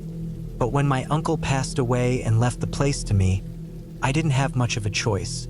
I was living in a rented apartment in Birmingham, Alabama, scraping by doing night shifts at a warehouse. The inheritance wasn't much. 100 acres of mostly overgrown farmland and a crumbling wooden cabin in the middle of it, but it was free and I needed a change. The cabin sat about 2 hours from town, deep in the backwoods near a place called Gadsden. The land had belonged to my grandfather, who worked it until his health failed him in the early 90s. After that, my Uncle Charlie moved in, and he kept it going the best he could. But he was a loner and a drinker, and in the end, he let it all rot. I only saw him a few times growing up, and every time we visited, I came away with an uneasy feeling I never could explain. The cabin always smelled like must and oil, and the woods around it seemed to swallow sound. Even the birds kept their distance. Still, I figured I could fix it up and sell it, or maybe live there for a while. My job wasn't going anywhere, and after a recent breakup, I had nothing tying me down. So I quit, packed up what I had into the back of my old pickup truck, and made the drive one humid afternoon in August 2022. The main road turned to gravel, then to dirt, and finally into a trail barely wide enough for my tires. I had to get out twice to move branches out of the way. It was late evening by the time I saw the roof of the cabin rising over a line of brush. It looked worse than I remembered. The roof sagged on the left side. One of the windows was broken. The front door was open slightly, as if someone had been there recently. The barn off to the side was leaning hard to the right, half its tin roof peeled back like a can of sardines. I parked the truck and stood there for a while, swatting gnats away from my face, just looking at it. I felt this heaviness settle over me. Not fear exactly, just a kind of pressure behind my eyes, like I had walked into a place I shouldn't be. Inside, the cabin was a wreck. Dust coated every surface. Rat droppings littered the corners. A dead squirrel lay half mummified on the windowsill. But the floor was solid, and the walls were mostly intact. It had a little kitchen, a wood stove, and a small bedroom in the back. The air smelled of damp wood and mold, but I cracked the windows and swept out the worst of it. That first night, I slept on an old army cot under a mosquito net I'd brought with me. I kept a flashlight in my hand the whole time. The next few days were spent clearing the area around the cabin. The grass and brush had grown almost chest-high in places. I found 3 rusted-out oil drums, a collapsed chicken coop, and a bunch of broken tools scattered near the barn. I also found signs of recent activity: beer cans, a torn-up tarp, footprints in the mud behind the barn. Someone had been here not long ago. There were no neighbors close by. The closest house was over 3 miles away, and even that was just a seasonal hunting cabin. I didn't have cell service out here, and I didn't bother trying to set up internet. I wanted to be alone. At least that's what I told myself. One night, about a week in, I woke up to the sound of something knocking. Not a knock on the door exactly. It was more like a rhythmic thudding against the side of the cabin. I froze, heart hammering in my chest. The sound stopped after maybe 10 seconds. I lay there for another hour, waiting to hear it again, but it never came. The next morning, I went outside and saw scratch marks on the wood by the corner of the cabin. Long, shallow lines, as if something had dragged nails across it. Could have been raccoons or a bear maybe, though I didn't see any prints. I let it go. A few days later, I went exploring deeper into the woods behind the property. There was an old trail my grandfather used to take to get down to a creek that ran along the back edge of the land. It had nearly vanished under growth, but I followed it anyway. The forest was silent, too silent. No birds, no insects, not even the sound of wind in the trees. It made me feel like I was walking through a painting instead of a real place. About a mile in, I found something strange. A circle of stones in a clearing. Not huge, maybe 6 feet across. It looked old, overgrown with moss and vines, but I could tell it had been placed deliberately. In the center of it was a rusted metal pipe sticking out of the ground. I had no idea what it was for. Some kind of marker? A vent? It gave me a weird feeling, so I left it alone and went back to the cabin. That night, I heard the thudding again, louder this time and closer. I got up, grabbed the flashlight and my uncle's old shotgun, and stepped outside. Nothing. The woods were still. I walked around the cabin, then checked the barn. Still nothing. But when I went back inside and shut the door, I noticed something on the floor, muddy footprints, bare feet, small ones. I didn't sleep at all after that. I started locking the cabin tight every night. I moved the cot away from the windows and kept the shotgun loaded by my side. During the day, I tried to keep busy, fixing the roof, patching holes in the walls, chopping wood, but I was jumpy all the time. Every sound made me freeze. I stopped exploring. I didn't go back to the creek. I kept thinking about those footprints. Why were they so small? And how did someone barefoot get through those woods without a sound? One afternoon, I found a deer carcass not far from the cabin. It had been stripped almost clean, ribs poking out, skin torn like tissue paper. Flies buzzed thick around it, and there were more of those small barefoot prints in the mud near it. The same size, same shape. Something was watching me. I could feel it. Every time I stepped outside, I had the sense of eyes on my back. I stopped sleeping through the night. I started hearing things. Footsteps outside, whispers in the woods, the occasional crash of something falling over in the barn. One night, I woke up to the sound of the front door slowly creaking open. When I jumped up and shined the light, there was nothing there, but the door was wide open. I had locked it myself. I nailed it shut the next morning. After about 3 weeks, I decided to leave. I couldn't take it anymore. I packed up my tools, locked the place as best I could, and planned to drive back to Birmingham. I made it halfway down the dirt trail before I found my truck tires had been slashed. All 4 of them. Clean, deep cuts through the rubber. No cell service. No help. I had no choice but to walk. I grabbed a pack, the shotgun, some water, and started down the trail. It was hot and muggy, the air thick with moisture. I kept hearing movement in the trees beside me. Little snaps of twigs, the swish of grass. I didn't look. I just kept walking. About 5 miles in, I saw something up ahead. A person crouched by the side of the trail. They weren't moving. As I got closer, I realized it was a mannequin. Just a torso and a head propped against a log. The face had been burned, melted plastic dripping down like wax. There was a nail through its forehead. I turned around and went back to the cabin. I spent the next 2 days inside, barely eating, barely sleeping. Every hour or so, I'd hear footsteps outside. I stopped checking. I just sat on the cot with the shotgun in my lap, staring at the door. I didn't know what else to do. On the 3rd morning, I heard an engine, a low, distant rumble. I ran outside and saw a 4-wheeler coming through the trees.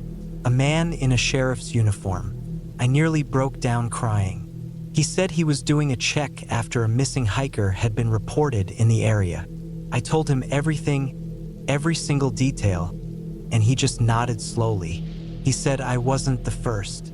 They found the footprints around the cabin, same as I had. They also found a trapdoor buried beneath the barn floor, an old root cellar. It had been boarded over, but someone had recently ripped the boards out. Inside, they found bones, dozens of them, animal mostly, but a few that might not have been. They were sent for testing. I never asked about the results. I sold the land that winter, dirt cheap. I didn't care. I moved to Kansas and never looked back. Sometimes, I still dream about that pipe in the woods and the circle of stones. I wonder what it was meant to mark. I wonder how long someone had been living out there, watching. I wonder how close they came to opening the cabin door.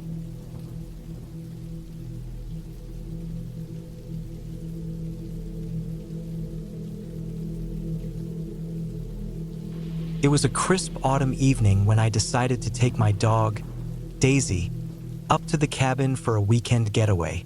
I hadn't been there in months. Between work and everything else, it had been hard to find the time. The cabin was tucked away in the woods, far from the nearest town, which is exactly why I loved it. Peaceful, isolated, just me, Daisy, and the solitude of nature. The drive up was smooth, the kind of quiet that only an empty road through dense trees could offer. Daisy sat in the passenger seat, her head resting on the armrest as we cruised along the winding path. She looked up at me now and then, her big brown eyes filled with excitement, as if she knew we were heading toward something special. When I finally reached the cabin, I parked the truck and turned off the engine, listening to the gentle rustling of leaves and the distant sound of birds calling out. It was a calm evening, but there was a certain weight to the silence, as if the forest itself was holding its breath. I shook off the feeling and grabbed the bags from the truck bed. Daisy was already bounding toward the cabin's door, tail wagging, excited to explore her old stomping grounds. The cabin itself was nothing fancy. A small, single-story building with wooden walls and a stone chimney. It had been in my family for generations. My grandfather built it with his own hands, and even though it had aged, it still felt like home to me. I opened the door, and Daisy bolted inside. I followed, setting the bags down near the couch and starting a fire in the wood stove. The warmth spread through the cabin quickly, and I breathed in the comforting scent of burning wood. After a long week, this was exactly what I needed. The evening passed peacefully. I made dinner, ate in silence, and enjoyed the crackle of the fire. Daisy curled up next to me, her eyes barely open, and before long, I found myself drifting off to sleep as the warmth of the fire and the quiet of the night took over. It was around 2 in the morning when I woke up. Something wasn't right.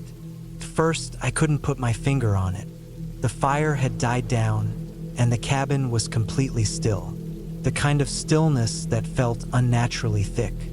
Daisy, who had been lying next to me on the floor, was now standing in the doorway, her ears perked up and her body rigid. "Daisy," I whispered, but she didn't move. She just stood there, staring out into the darkness of the woods beyond the cabin. I pushed myself up, my feet cold against the wooden floor, and made my way to her. My heart was starting to race, and I couldn't explain why. There was nothing that should have been alarming, just the normal sounds of the woods at night. But Daisy's unease was contagious. I rubbed her head gently, trying to reassure her. It didn't work. Daisy growled low in her throat, her body tensing even more. I knelt beside her, whispering her name again. "Come on, girl. It's just the night." She didn't seem convinced. Her growl turned into a more pronounced bark, then silence. It was the silence that made my stomach churn. The kind of silence where every little creak in the cabin's frame felt amplified, like it was something more than just the house settling. A sharp crack echoed from outside, like a twig breaking underfoot. I froze. Daisy's head snapped toward the window, her ears forward now, alert. There was something out there. I could feel it even if I couldn't see it. The hairs on the back of my neck stood up. I grabbed the flashlight from the kitchen counter and slowly moved toward the window, keeping low to the ground. Through the faint light of the moon, I could make out the silhouette of a figure standing just beyond the tree line. I couldn't see its face, but it was tall, impossibly tall, and still. Way too still. Daisy growled again, but this time it was different. There was fear in it. I held my breath, trying to steady myself. I was a rational person. I knew the woods were full of animals. Deer, raccoons, maybe even a bear. But the stillness of this figure didn't sit right with me. Animals don't stand perfectly still for minutes at a time. They move, they fidget, they make noise. I squinted through the window, trying to get a better look, but the figure didn't move. My heart thudded painfully in my chest. I thought about grabbing the rifle from the closet, but I didn't want to escalate things, not without knowing what I was dealing with. Another crack echoed from outside, then silence. I turned away from the window, my pulse racing. Daisy was still at the door, now pacing restlessly. I couldn't bring myself to go outside, not yet. Instead, I closed the curtains and moved the chairs to block the door. I wasn't sure what I was trying to protect myself from, but the feeling of being watched was overwhelming. I tried to sleep, but the silence outside was suffocating. Every now and then, I would hear something, a rustle in the leaves, a snap of a branch, but I couldn't bring myself to open the door and investigate. By morning, the figure outside was gone, but the unease remained.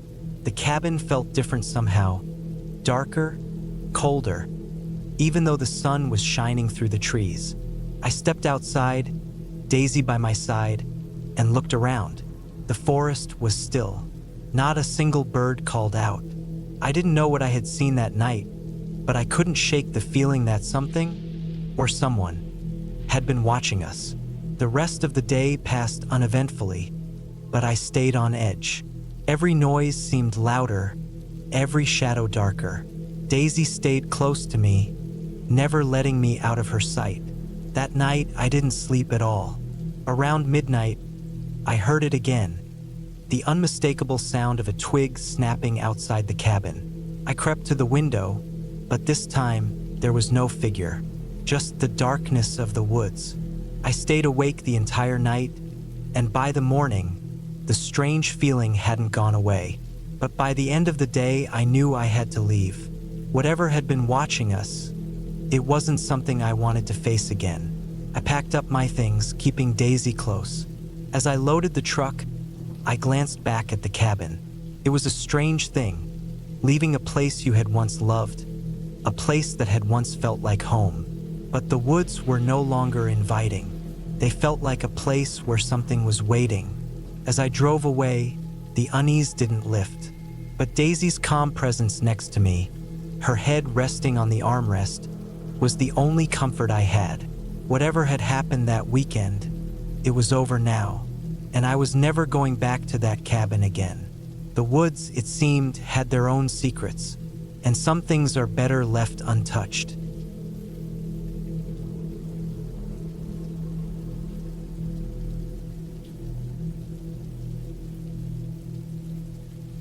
The first time I saw the cabin was on a weekend trip I had decided to take, hoping to get away from the noise of the city. It was a last-minute decision. I was in my early 30s, living in a cramped apartment in the middle of the city. Work was stressful and I needed a break. My friend Brad, who I hadn't seen in a few months, suggested I visit his cabin in the countryside. It was an old, run-down place on the outskirts of a small village, about 2 hours north of the city. Brad had inherited it from his grandfather, who had used it as a hunting lodge. It wasn't a glamorous place. Rustic, old-fashioned, and far from modern amenities. It sounded perfect for some quiet time. The drive there was beautiful. The landscape stretched out endlessly, rolling hills dotted with patches of trees.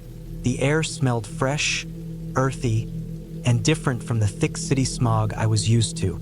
I could feel the tension in my shoulders slowly melt away as I drove deeper into the countryside. The route was simple enough, but there weren't many signs or landmarks once I turned off the main road. The cabin itself was tucked away on a dirt road, surrounded by dense woods. When I finally pulled up, I noticed how quiet everything was. The only sound was the rustling of the leaves in the trees, and even that was soft, almost like a whisper.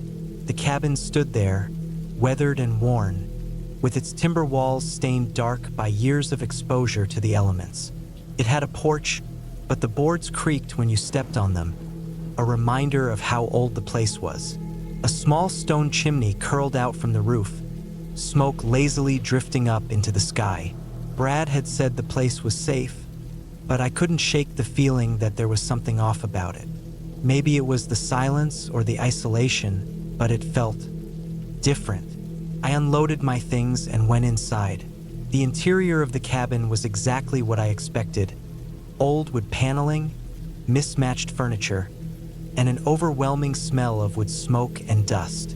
The main room had a large stone fireplace, its hearth cold and unused. I put my bags down in the corner and took a look around.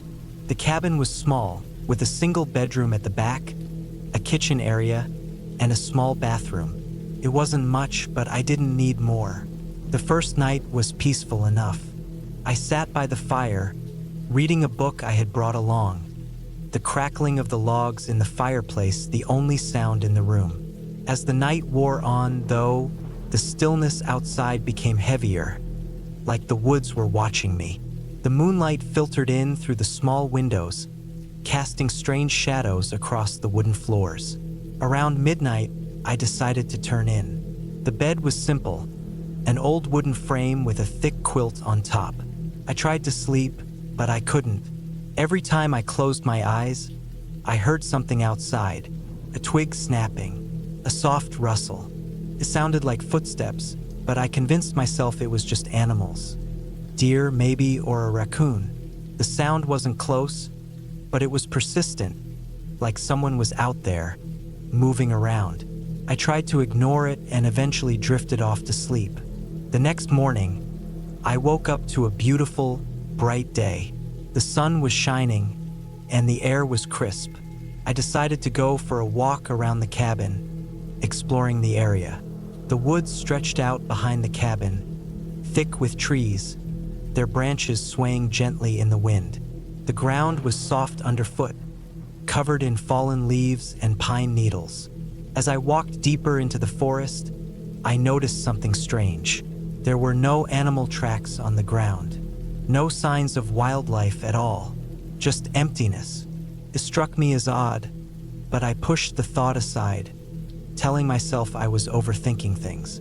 After all, this was a rural area, and maybe the animals just didn't come close to the cabin. I spent the day hiking and enjoying the scenery, but as evening approached, that same unsettling feeling returned. The silence was oppressive, and the air seemed to grow colder, even though it wasn't particularly chilly outside. When I returned to the cabin, I noticed something else, a faint smell in the air. It was a mix of something sour and rancid. It seemed to be coming from the woods, but it was hard to pinpoint exactly where. I didn't think much of it at first. The night was calm again. I had dinner, made some tea, and sat by the fire. But that night, as I sat in the dim light of the cabin, I heard it again, the sound of something moving outside. It wasn't just a few twigs snapping this time. It was a deliberate sound, as if someone was walking around the perimeter of the cabin. I got up and peered through the window, but I saw nothing, just the dark forest stretching out beyond. I felt the hairs on the back of my neck stand up. There was a knock at the door. I froze. No one lived nearby. The nearest neighbor was miles away. I slowly walked to the door, unsure of what to do. The knock came again, louder this time. I opened the door cautiously, but no one was there. Just the cold night air and the darkened woods. I looked around, but there was no sign of anyone. I stood there for a while, scanning the trees, but all I could see was the dark outline of the forest stretching into the distance. I shrugged it off, convincing myself that it was probably just an animal, or maybe even my mind playing tricks on me. I went back inside, locked the door, and sat back down by the fire, trying to shake off the feeling of unease. But as I sat there, I couldn't ignore the nagging thought that someone had been out there, just beyond my sight. The next morning, I woke up early. The sunlight was still dim, casting long shadows across the floor. As I made my way to the kitchen to start some coffee, I noticed something strange. There was a set of footprints outside the cabin, large, heavy prints that looked like they had been left in the soft earth. They weren't animal tracks. They were human. I felt a chill run through me. I walked around the cabin, inspecting the prints. They circled the entire cabin, stopping just short of the front door. My heart raced as I realized that whoever had been out there was not just walking by. They had been watching. I tried to rationalize it. Maybe it was someone who had been passing through the area. But the more I thought about it, the more I couldn't shake the feeling that someone had been there, specifically to watch the cabin. The rest of the day passed uneventfully. I decided to stay close to the cabin, not wanting to venture too far into the woods with the unsettling feeling of being watched. The evening came, and with it, the same strange silence. It was like the whole world had gone still. That night, as I lay in bed, I heard the sounds again. The soft rustling, the movement just outside the cabin. It was louder this time, almost as if the person was testing the walls, pushing against the windows. I couldn't take it anymore. I grabbed my flashlight and went outside, determined to see who was there. The night air was cold and biting as I stepped onto the porch, shining my light across the yard.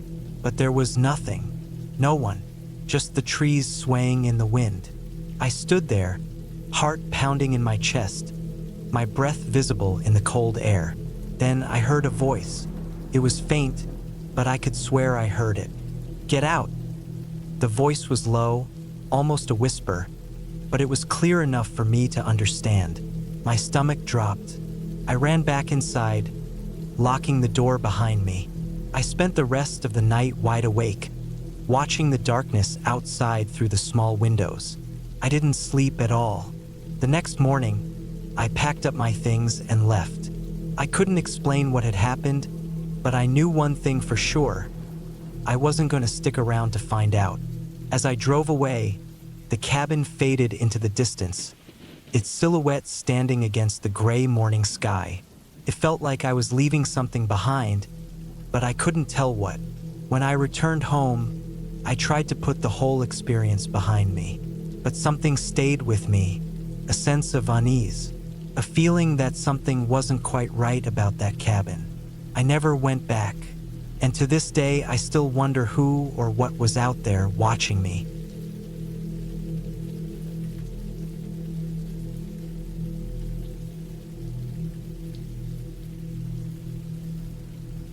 It was the summer of 2016, and I just turned 30. My name is Ryan Ellis, and I had recently started working as a freelance mechanic. Business had been good, but the stress of constantly running from job to job had begun to wear me down. I needed a break. So when a friend of mine, Matt, mentioned a secluded cabin he owned near a small town in North Carolina, I jumped at the chance. It was supposed to be a weekend of relaxation, solitude, and a much-needed escape from everything. The cabin was located in the dense woods about 20 miles from the nearest town. The GPS couldn't even get a proper signal the closer I got to the place. It was the kind of isolation I had been craving, a small, rustic cabin built in the 70s with no modern amenities, no Wi-Fi, no TV, nothing. Just the basics: running water, electricity, a fireplace, and a couple of beds. Sounded perfect. When I arrived, I parked my truck in front of the cabin, noticing that the trees around the property had grown thick and high, their branches swaying gently in the breeze. The smell of pine and fresh earth filled the air. It was quiet, eerily so, the kind of silence you only get when there's no one for miles around. I unloaded my gear, grabbed the cooler from the truck, and stepped inside the cabin. It wasn't much, but it was exactly what I wanted. A place to disconnect. The wooden walls had an old, natural smell to them, and the floor creaked beneath my boots as I explored. I set up my things in the main room, stoking the fireplace and setting up a couple of books on the small coffee table. The sun began to dip behind the trees, casting long shadows through the cabin's dusty windows. That night, I made myself a simple dinner, a can of chili and some crackers, and spent the rest of the evening reading. The fire crackled and popped, its warmth filling the small room. It was peaceful, or at least it should have been. I woke up around 3 a.m., suddenly wide awake. Something was off. It wasn't the cold. The fire had gone out, but I was still warm under the blanket. It wasn't the wind either. The trees outside were still. There was no storm, no animals howling in the distance, just silence. But it was the kind of silence that makes you feel like you're being watched. I sat up in bed, straining my ears. Nothing. I tried to go back to sleep, but something kept nagging at me. It was a feeling, a pressure in the air that I couldn't explain. My instincts told me to get up and check the windows, but I couldn't make myself move. Instead, I lay there, listening to the unsettling quiet. I don't know how long it took before I finally managed to drift off, but when I woke up the next morning, the odd feeling hadn't disappeared. I shook it off, figuring it was just my nerves. I wasn't used to this kind of isolation, and my mind was probably playing tricks on me. That day, I decided to explore the area around the cabin. I grabbed my hiking boots, packed a small backpack with water, and set off into the woods. The path was narrow and overgrown, and there was a definite sense of being alone. I didn't see a single sign of human life, not even footprints in the dirt. As I walked deeper into the woods, I realized how completely cut off I was from the rest of the world. The nearest town was miles away, and there was no one out here. No traffic sounds, no distant voices, just the crunch of my boots on the forest floor and the occasional rustling of leaves. It was peaceful, but it also made the place feel haunted. Haunted not by spirits, but by the sheer isolation of it all. If something were to happen out here, no one would know. I'd be alone. Around midday, I came across an old stone foundation hidden beneath the overgrowth. It looked like it had once been part of a larger building, maybe a barn or a shed. The walls were partially collapsed, and the stones were worn with age. I walked around it, snapping a few photos on my phone, but I couldn't shake the feeling that I wasn't alone. Something about the place felt off. I continued my walk, eventually reaching a small creek. The water was clear, and I could hear the faint sound of it trickling over rocks. I stopped to rest, dipping my feet into the cool water, and for a brief moment, I felt calm again. The unease I'd been carrying all morning faded away, but that feeling wasn't gone for good. As the afternoon wore on, it returned, stronger this time. I felt like I was being watched, not just by the trees or the animals, but by something more deliberate. Something that had been following me since I first stepped into the woods. When I returned to the cabin later that evening, I was exhausted, but the quiet, unsettling atmosphere of the place was still there. I lit the fire again, cooked a quick meal, and tried to push the thoughts from my mind. It wasn't until after dark that I started hearing strange sounds. At first, it was just the wind rattling the windows, but then I heard something else. A faint thud, soft at first, like footsteps on the porch. I froze, holding my breath, but then there was nothing. No sound, no movement. I told myself it was just an animal, a deer or maybe a bear, but deep down I knew that wasn't the case. Bears don't knock on doors. The next few days were a blur. I couldn't shake the feeling of being watched. Every time I stepped outside, I felt like eyes were on me, hidden somewhere in the trees, and I started to notice things around the cabin. Small things that seemed out of place. A twig snapped in the distance when no one was around. A shadow flickered in the corner of my vision when I was standing by the window. Then one evening it happened. I was sitting by the fire, staring into the flames, when I heard a loud crash outside. I jumped up, heart racing, and ran to the door. My breath caught in my throat as I peered into the dark. There, just beyond the reach of the cabin's weak porch light, was a figure, a man. Tall, thin, with a hunched posture. I couldn't see his face, but I could tell he was staring at the cabin. I don't know how long I stood there, frozen. I didn't move. I didn't breathe. My heart was pounding in my chest. The man didn't move either. He just stood there, as still as the trees around him. Felt like hours, but it must have only been a few minutes. Then, without a word, he turned and walked into the darkness. I didn't wait to see where he went. I slammed the door shut and locked it, my hands shaking as I fumbled with the keys. I grabbed my phone and tried to call Matt, but the signal was spotty, and the call wouldn't go through. Panic set in. What if this man wasn't just a passerby? What if he was out there, watching, waiting for me to make a move? I didn't sleep that night. I kept the lights on and sat by the door, listening for any sounds. Nothing happened, but I couldn't shake the feeling that the man was still out there. The next morning, I packed up my things and left. I didn't care that I'd only been there a few days. I wasn't going to stick around to find out what else was out there in the woods. As I drove back toward the nearest town, I couldn't help but glance in my rearview mirror, half expecting to see someone following me. But the road was empty, just me and the endless stretch of trees. By the time I reached the town, I felt like I had narrowly escaped something I couldn't quite explain. Was it just my imagination? Had I been too paranoid? I didn't know, but I wasn't going back to that cabin. Not ever. As I checked into a hotel, I looked out the window and realized something. The woods, the cabin, and the man, they had all been real. But the most terrifying part of it all? I still didn't know who he was or why he was out there. Some things, I guess, are best left unexplained.